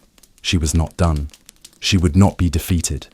And so, with every ounce of strength she had left, Elira pushed. The hours that followed were a blur of pain, exhaustion, and sheer willpower. Elira's body felt as if it were being torn apart, each contraction a violent storm that seemed to rip her apart. Yet each one brought her closer to the moment of truth. She was no longer sure of where she ended, and the pain began. The world around her had shrunk into a small, dim room filled with the smell of sweat and earth. Time had lost all meaning, slipping away in the ebb and flow of the labor. But Elira, despite the overwhelming agony, held on to something. The whisper of strength that had stirred in her heart when she chose to live. It had started as a spark, faint and fragile, but now it was a fire that burned in her chest, steady and sure. She had chosen to fight, to survive. She could feel it deep in her bones, the deep, ancient knowing of women who had come before her, the wisdom of mothers, daughters, and grandmothers who had endured through generations. Their strength was inside her, flowing through her like a river that could not be dammed. Eldara, sitting beside her, was a calm presence in the storm. Her hands were warm, her touch sure and steady, guiding Elira through each wave of pain. You are more than this, Elira. Eldara's voice was quiet but firm, like the wind rustling the leaves. You are the earth itself, a force of nature. You are meant to endure. Elira squeezed her eyes shut, focusing on the sound of Eldara's words. She breathed deeply, each breath a prayer, a rhythm that seemed to settle the chaos inside her. For just a moment, she could hear Ronan's voice now, urging her to hold on, to push through. His words, though filled with fear, carried a thread of hope. Hope that they would survive. Hope that the life inside her would not be stolen away, like so many others. The pain surged again, and Elira felt herself pushed to the brink. The room seemed to close in, the walls pressing against her chest. But still, the fire within her burned. She could hear her heartbeat, slow and steady in her ears, louder than anything else in the world. It was the rhythm of life, beating strong, a constant reminder that she was not done. Not yet. She gritted her teeth, focusing on the pressure, on the strength of her body. The sweat on her forehead stung as it dripped down into her eyes. But she wiped it away, refusing to let the weariness pull her under. She had come this far, and she would not stop now. The child within her had fought to survive as well, and she would do the same.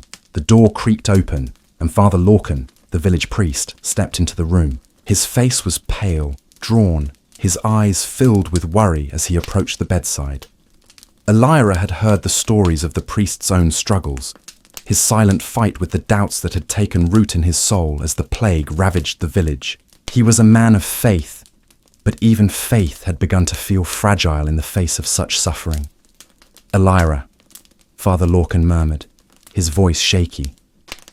"I've prayed for you. I've prayed for your strength, for your survival." Elira turned her head slowly, her gaze meeting his through the haze of pain. She had always respected Father Lorcan, but in this moment, his presence felt distant, like a distant memory of a time before the world had become this cruel. She had prayed too, countless times, but the answer had always felt so elusive. Now, it seemed that the only prayer that mattered was the one she offered with every breath. Her fight for life, her will to survive. "I don't know if I can do this anymore," Elira whispered, her voice barely audible. "I don't know if I have the strength left." Father Lorcan stepped closer, his hand hovering over her, but he did not touch her. "You have the strength within you, Elira. We all do. The earth does not give up. The earth does not yield. It endures." His words echoed in her mind, and she felt a flicker of something rise within her, a deep, primal knowing. Yes, the earth endured. The earth did not give up, and neither would she. With a deep, painful breath, Elira closed her eyes again. She felt the tension in her body, the weight of everything she had lost, and the weight of everything she still had to lose. But she also felt the weight of generations of women who had walked this same path, who had fought to survive, to give life to the next generation. It was a burden, but it was also a gift. And in this moment, Elira knew that she was part of something much larger than herself. The pressure inside her was growing unbearable, but it was also pushing her forward. There was no turning back now.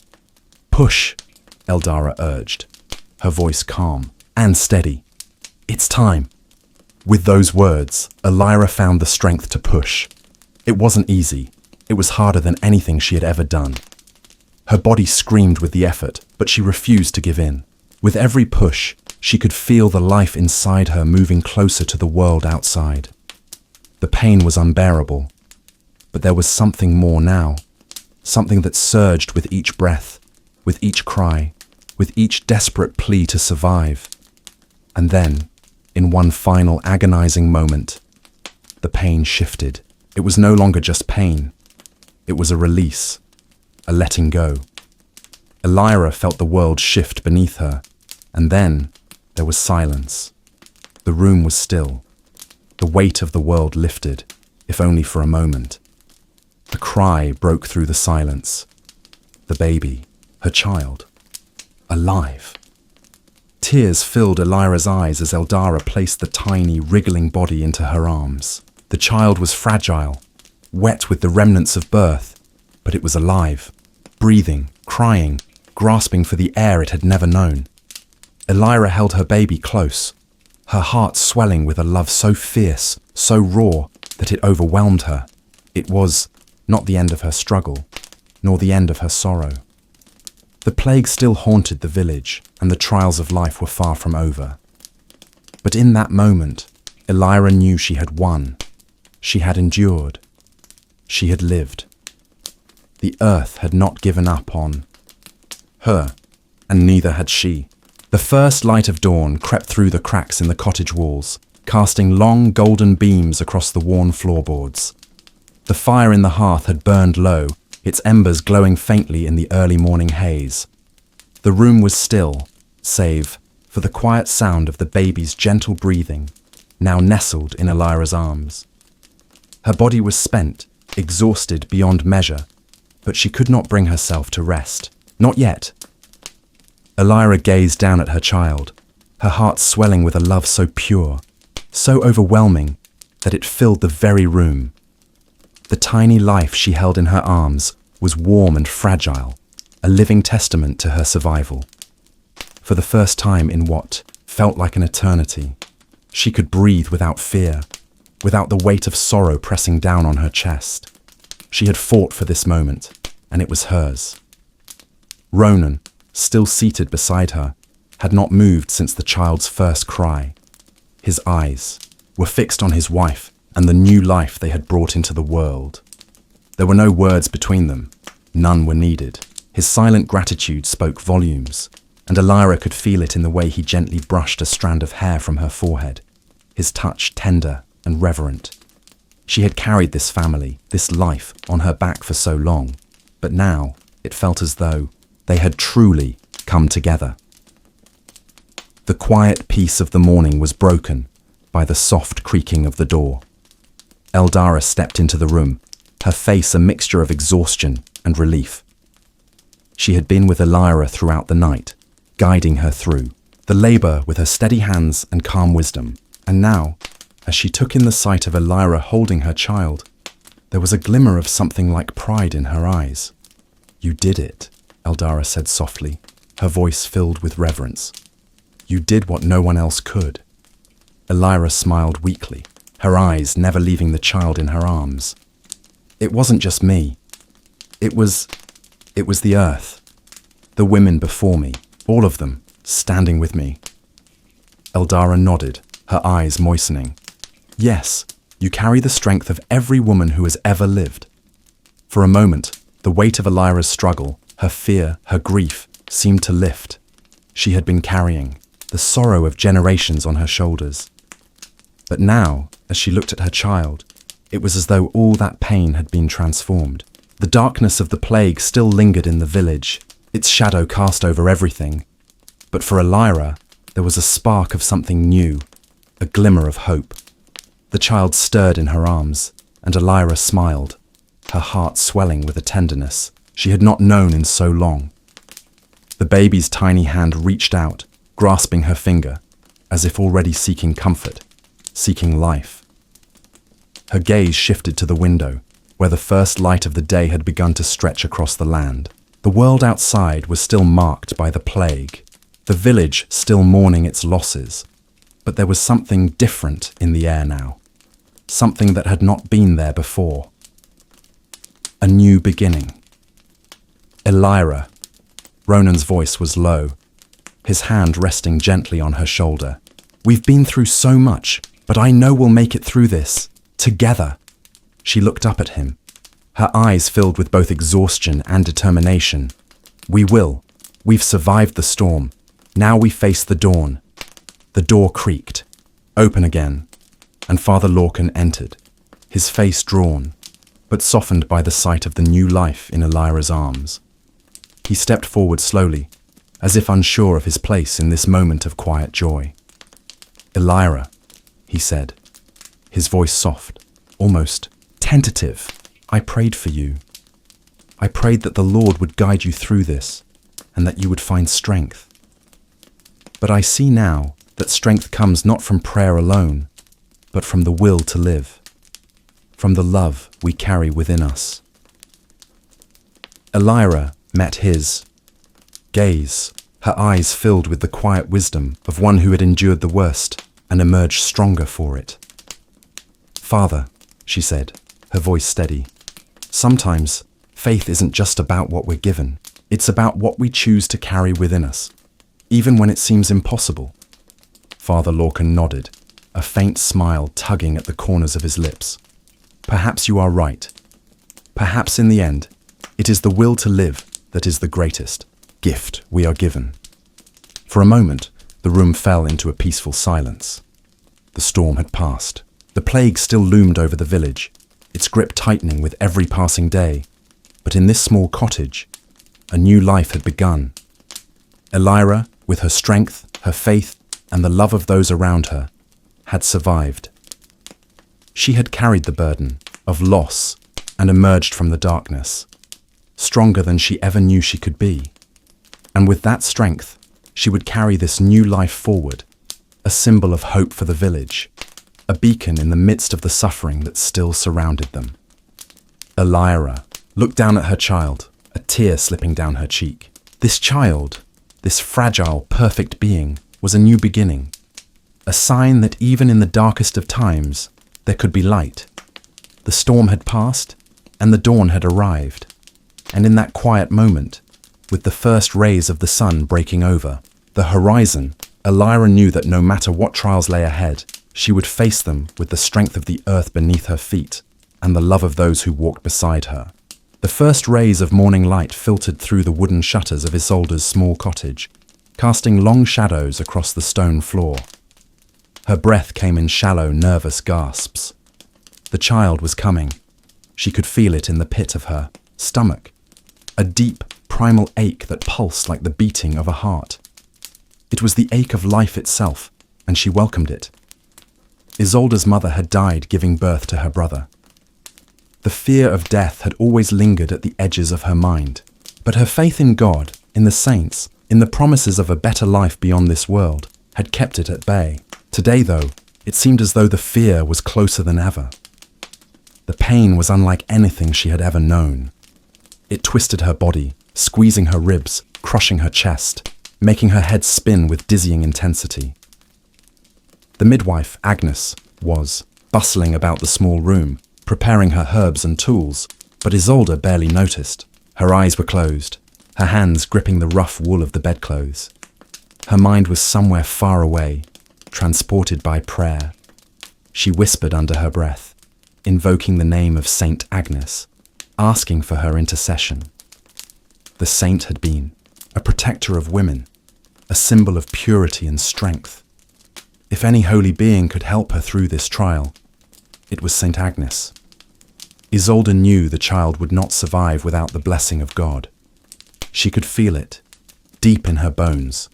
The divine had a hand in all things, but sometimes that hand was cruel. She had seen it in the eyes of other women who had lost their children, who had died in labor, their faith in God as steadfast as her own, yet still fallen victim to the cruelty of fate. "Pray with me, Agnes," she whispered, her voice cracking. "Help me survive this." Outside the cottage, the day had begun in earnest. The farmers were starting their work in the fields, the distant clink of a plough striking the earth a steady rhythm to accompany her pain. Every time the contraction came, it stole her breath. She clenched her teeth, willing herself not to scream, not to give in to the sensation of the world slipping away. Her faith was all she had left. Suddenly, there was a knock at the door and the sound of footsteps entering. Brother Matthias, the monk from the nearby abbey, stepped into the room, his simple brown robes making him look like a shadow among the shadows. His face was soft with concern as he knelt beside her, laying a gentle hand on her forehead. "How is she?" he asked the midwife, his voice low, filled with quiet urgency. "She is strong," Agnes replied, her voice rough with experience. "But this is a hard labor. I fear it will be long." Isolde barely heard them. Her prayers had become a steady chant now, her words melding with the rhythmic throb of her contractions. The pain was overwhelming, and yet, in some strange way, it seemed distant. The world around her grew blurry, and she saw flickers of light behind her closed eyelids, as if Saint Agnes herself was hovering above her, watching over her, guiding her. "Isolde," Brother Matthias spoke again, his voice full of tenderness. "Do not rely only on the saints. You have your strength within you. God has given you the strength to endure." But Isolde's eyes snapped open, and she shook her head, her voice urgent. "No, Brother Matthias. It is not my strength that will carry me through. It is God's grace, the saints, and the prayers. Without them, I am nothing." She could feel the child pushing within her, and the pain became a relentless wave that swept her under. For a moment, her faith faltered. The labor had been long already, and it felt as if it would never end. She had believed so strongly in divine protection, But now she wondered if it was enough. Her mind drifted back to her mother, who had died, so young, and her heart clenched with sorrow. What if she, too, was destined to follow the same path?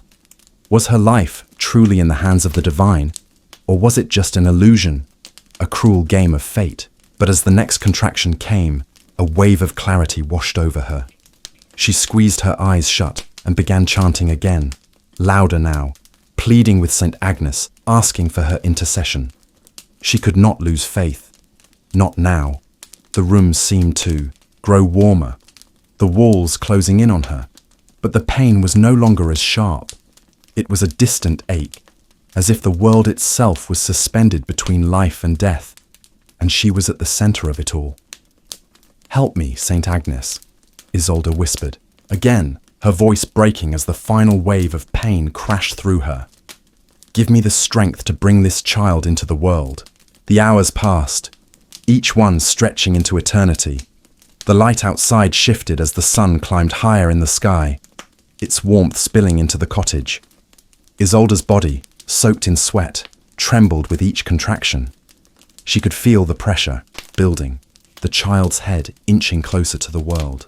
Her breath came in ragged bursts, and she clung to the blanket beneath her, her knuckles white. Every fiber of her being screamed in agony. The midwife, Agnes, worked with practiced hands, her voice low and steady as she instructed Isolde to breathe through the pain. But nothing could distract Isolde from the weight of her thoughts. The words of Brother Matthias echoed in her mind. "You have strength within you." She wanted to believe him, to trust that she had the power to bring her child into the world, but it felt as if all that was left of her strength had been drained away, leaving only the raw, bleeding truth of her vulnerability. Outside, the world continued in its rhythm. The fields were alive with the sound of birds, the clatter of oxen, the rustle of wind through the trees. But within the walls of the cottage, the only sounds were those of Isolde's laboured breathing and the murmur of prayer. The room was heavy with the smell of herbs, sweat, and the bitter tang of fear. "Brother." Matthias had stayed by her side, offering quiet prayers when she faltered. He had watched many women struggle in labour before, but he had never seen one so devoted to her faith as Isolde. She whispered her prayers like a chant, never stopping, even as the pain intensified. "Saint Agnes, I beg you," she muttered between breaths. "Help me bring my child into the light. I am nothing without your grace." Brother Matthias placed a hand gently on her shoulder, his voice soft but firm. "Isolde, you are not alone. The saints are with you, yes, but so is God. And you have the strength to bear this burden." Isolde's eyes fluttered open, and she looked at him with a gaze that was both pleading and defiant. "If God wills it, then let it be his will. But if I am to die, let it be for something greater. I have lived my life in faith. Let me die in faith too." Her words hung in the air, and for a moment there was silence. Brother Matthias opened his mouth as though to say something, but no words came. There was nothing he could say to ease the fear that gnawed at her heart, the fear of death that she could not outrun. The midwife gave a soft huff of annoyance as she continued to work. "Keep your focus, girl. You will not die. You'll survive. This, just as the others do, with God's grace and a bit of my expertise." But Isolde barely heard her. The words of the saints danced in her mind, flickering like candle flames in the dark. She began to chant again, her voice growing louder, more urgent. "Saint Agnes, Saint Agnes, hear my prayer. Let my child come forth, and let me be delivered from this pain." The pain in her body flared once more, and this time, it was unlike anything she had experienced before. The child was coming. She could feel it, feel the life pushing at the edges of her being, fighting to emerge. She screamed, her voice a raw cry that echoed through the room. Brother Matthias stepped forward, his hand on her brow. "You are strong, Isolde. Hold on to your faith. This is the final trial. The words rang hollow to Isolde, but she clung to them as if they were a lifeline. Her faith had always been her armor, her shield against the cruelty of the world. But now, in this moment, that faith seemed fragile as her body. She had heard stories of women who had died in childbirth, their faith as strong as hers, their prayers as fervent. Was she to be one of them? Her mind wandered, her thoughts fragmented by the storm of pain inside her. She thought of her mother, of her father, of the life she had lived. She thought of the child she was about to bring into the world, and she wondered what kind of life it would have. Would it be filled with the same hardships that had marked her own? Would it be a life of faith and suffering, or would it be one of peace, of joy? With every breath, the pain intensified, and Isolde's thoughts grew foggy. She could no longer remember what had come before. All that existed now was the agony, the weight of the child pressing against her, the chant of the saints in her ears. Her faith became a lifeline, a rope she clung to, even as her body threatened to break beneath the strain. "Saint Agnes, hear my prayer," she whispered again. "Give me strength, give me life." It was then that she felt it, a sudden release, a rush of warmth. The child had come. A cry echoed in the room, sharp and high-pitched, and for a moment, Isolde's heart stopped. Her body trembled, and she collapsed back against the bed, her chest heaving with the effort of breathing. Her vision blurred, and her mind spun in a haze of exhaustion and relief. She heard Agnes's voice, calm and steady, but it sounded distant, as if coming from somewhere far away. "You have done it, Isolde," the midwife said softly, as she cradled the child in her arms. "It's a boy. You've given birth to a son." Isolde's hand, weak and trembling, reached out for the child. Her fingers brushed against the soft, warm skin of her son, and tears filled her eyes. She had survived. She had given life. But the victory felt hollow, as if something had been lost in the struggle. She had placed all her hope in divine intervention, in the faith that had carried her through the pain. But now, with her child in her arms, she felt a quiet emptiness. Her prayers had been answered, but at what cost? What was the price of survival? The question lingered in her mind as she gazed at her son, the tiny being she had brought into the world with the help of faith and pain. Isolde lay back against the bed, her body heavy and limp from the exertion. Her eyes fluttered open, and she gazed at the ceiling, feeling as though she had crossed an impossible threshold, one from which there was no return. The world around her was a blur of movement and sound.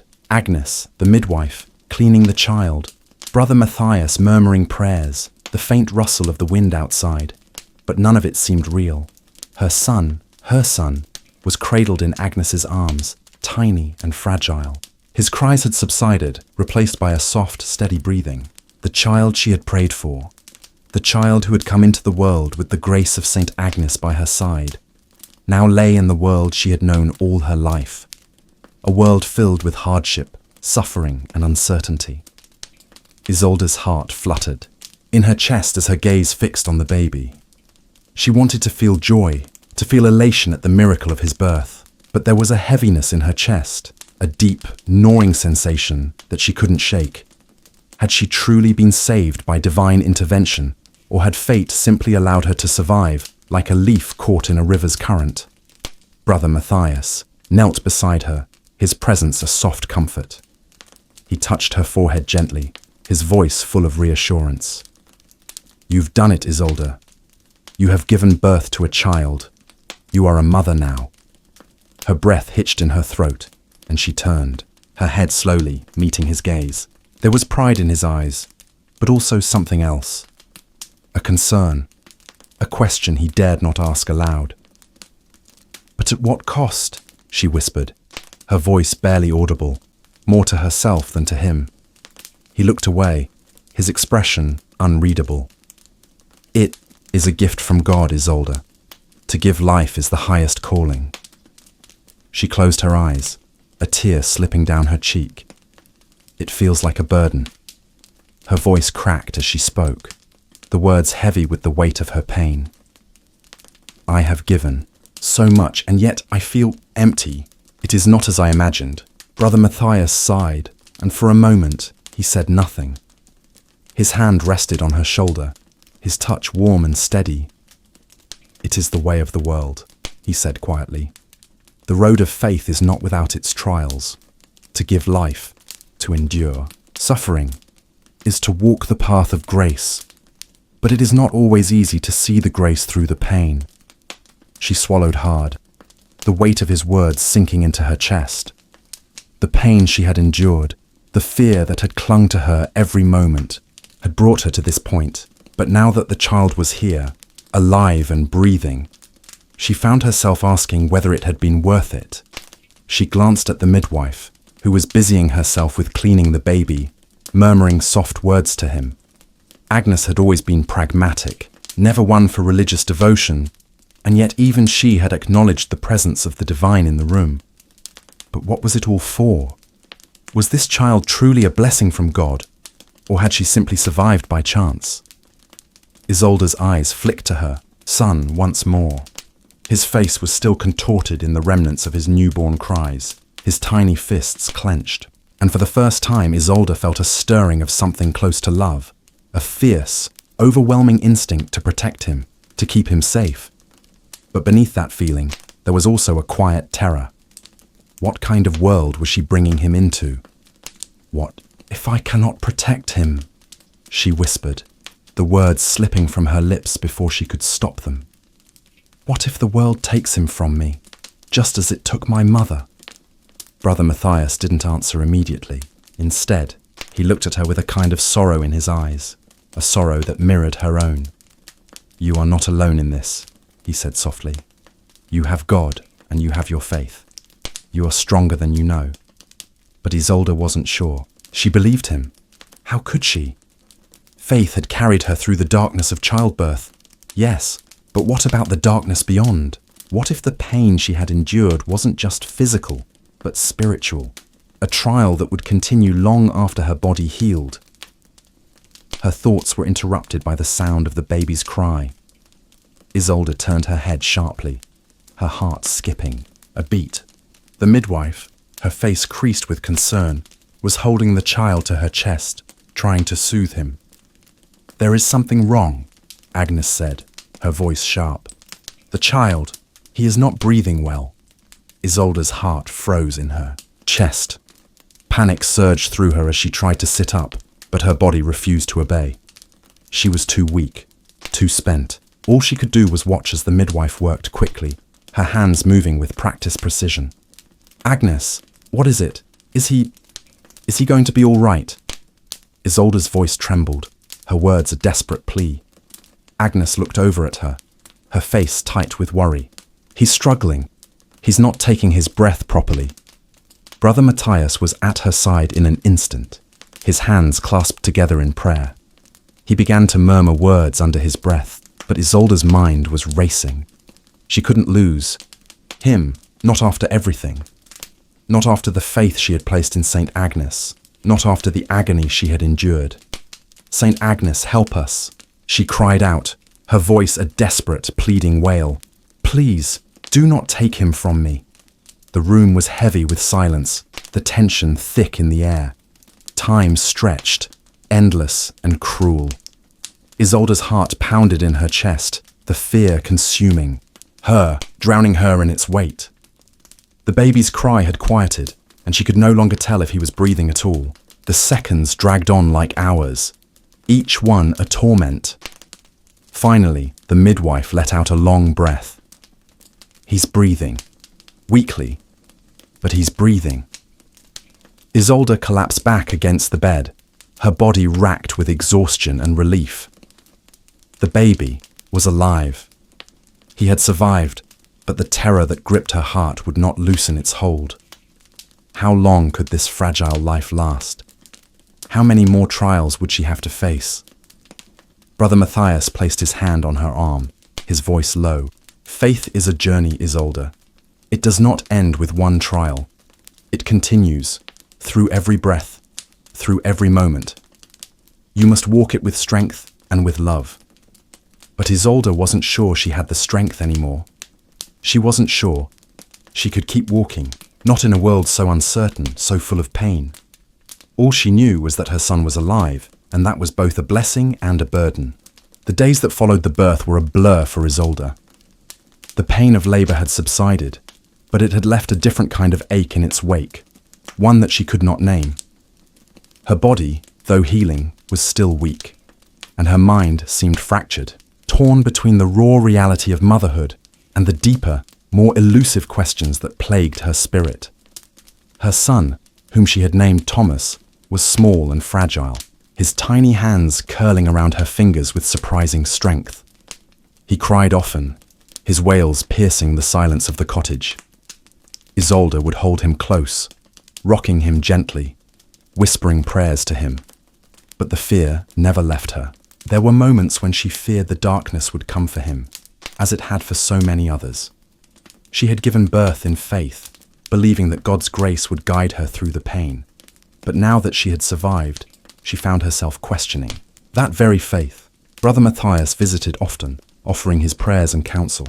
But his presence, once a comfort, now felt like a distant echo. He spoke of faith as a shield, but Isolde no longer knew if it could protect her from the harshness of the world. She had placed her trust in God, in Saint Agnes, but the world was a cruel place, and faith had not saved her mother, nor had it spared so many others who had suffered. One morning, as the sun's pale light filtered through the window, Isolde sat by the fire, her hands shaking as she prepared a simple meal for herself. Her son lay in the cradle beside her, quiet for the moment, but the stillness only deepened her unease. The child's health had been fragile, and though the midwife assured her that he was getting stronger, Isolde couldn't shake the feeling that it was only a matter of time before something else went wrong. Her thoughts were interrupted by a soft knock at the door. She rose slowly, her body protesting the movement, and opened it to find Brother Matthias standing in the doorway, his face etched with concern. "Isolde," he said softly, his voice a quiet reverberation of the questions she could not ask herself. "You look weary. Have you been sleeping?" She gave a faint smile, though it did not reach her eyes. "Sleep does not come easily," she murmured, stepping aside to let him enter. He walked to the small table where she had placed the simple meal, his gaze falling on the half-empty bowl. "You are not eating enough. You need your strength. The child needs you to be strong." "I'm trying," she said quietly, her voice distant. "But it's hard.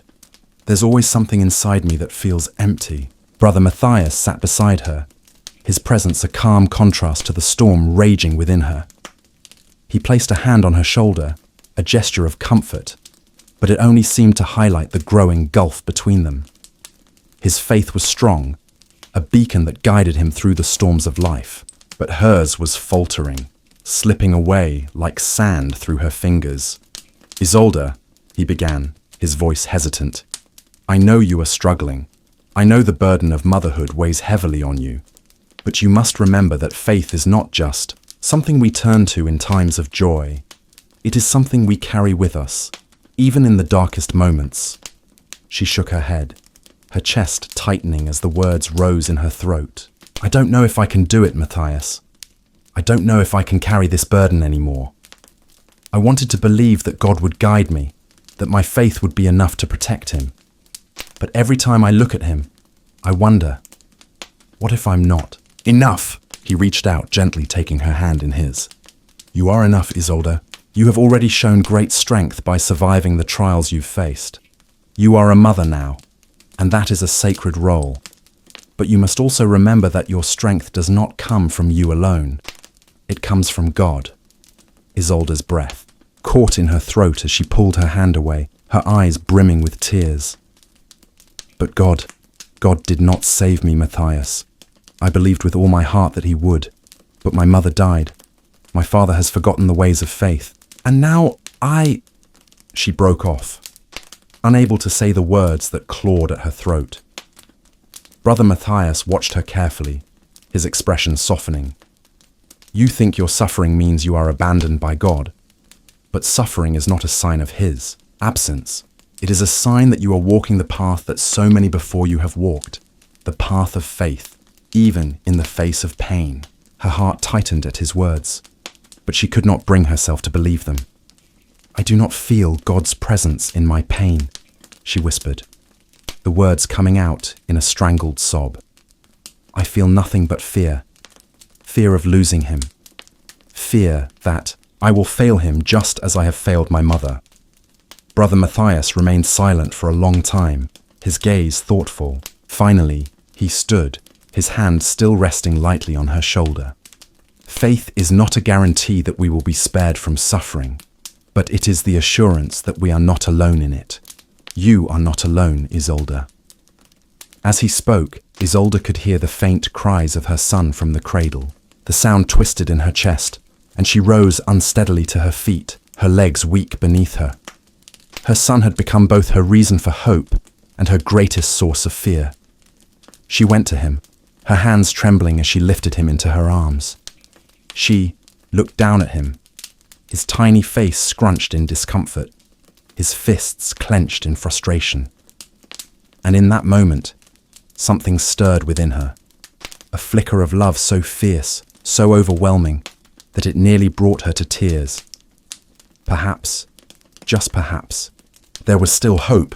Maybe faith was not about protection from suffering, but about the strength to endure it, to continue walking the path even when the way seemed uncertain. She looked up at Brother Matthias, her voice barely above a whisper. I will try. I will. Try to have faith, even when it feels like I have none. He nodded, his expression one of quiet approval. That is all any of us can do.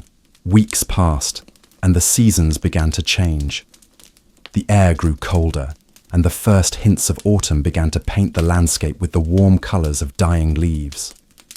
Isolde, despite the weariness that seemed to cling to her bones, had settled into the rhythms of motherhood.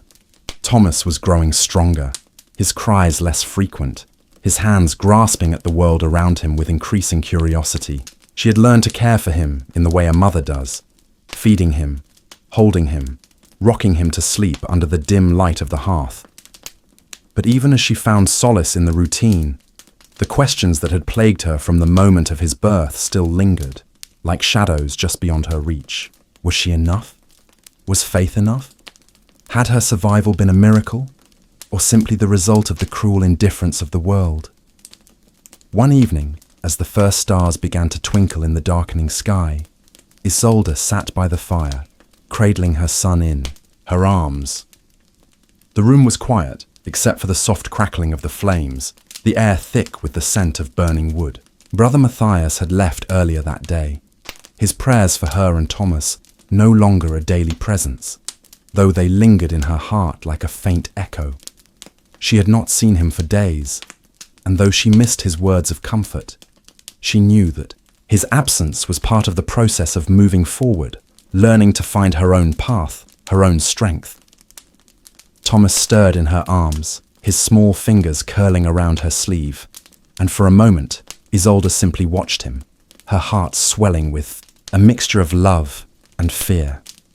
This child, this tiny life that she had brought into the world, had become the center of her existence, but there were still moments, like this one, when she felt the weight of the world bearing down on her, the fear that somehow she would fail him, just as she had feared failing her mother. Her thoughts were interrupted by a soft knock at the door. She hesitated for a moment, glancing down at Thomas, who had settled back into a light slumber. She placed him gently in the cradle beside her and stood, moving carefully to the door. As she opened it, she found herself face to face with the familiar figure of Agnes, the midwife. Her face, always stern and practical, was softened with concern. Isolde, Agnes said, her voice quiet but firm. I've come to check on you. How are you both? Isolde blinked, taken aback by the unexpected visit. She had not seen Agnes in nearly a week. We are well, she replied softly, stepping aside to let the older woman in. Thomas is stronger now. The days are quiet. Agnes nodded, but there was a subtle hesitation in her movements. She walked over to the cradle, her eyes falling on the sleeping child. Good. He's growing. But I can see it in your eyes, Isolde. You are not well. Isolde's chest tightened, and she looked away, her throat suddenly dry. I don't know what you mean. You are carrying a burden, one that is not just of the body, but of the spirit, Agnes said, her voice gentler than usual. I've seen it before. Mothers who give everything of themselves to their children, yet still carry the weight of their own fears. You have been through much, and I can see that it is still eating at you.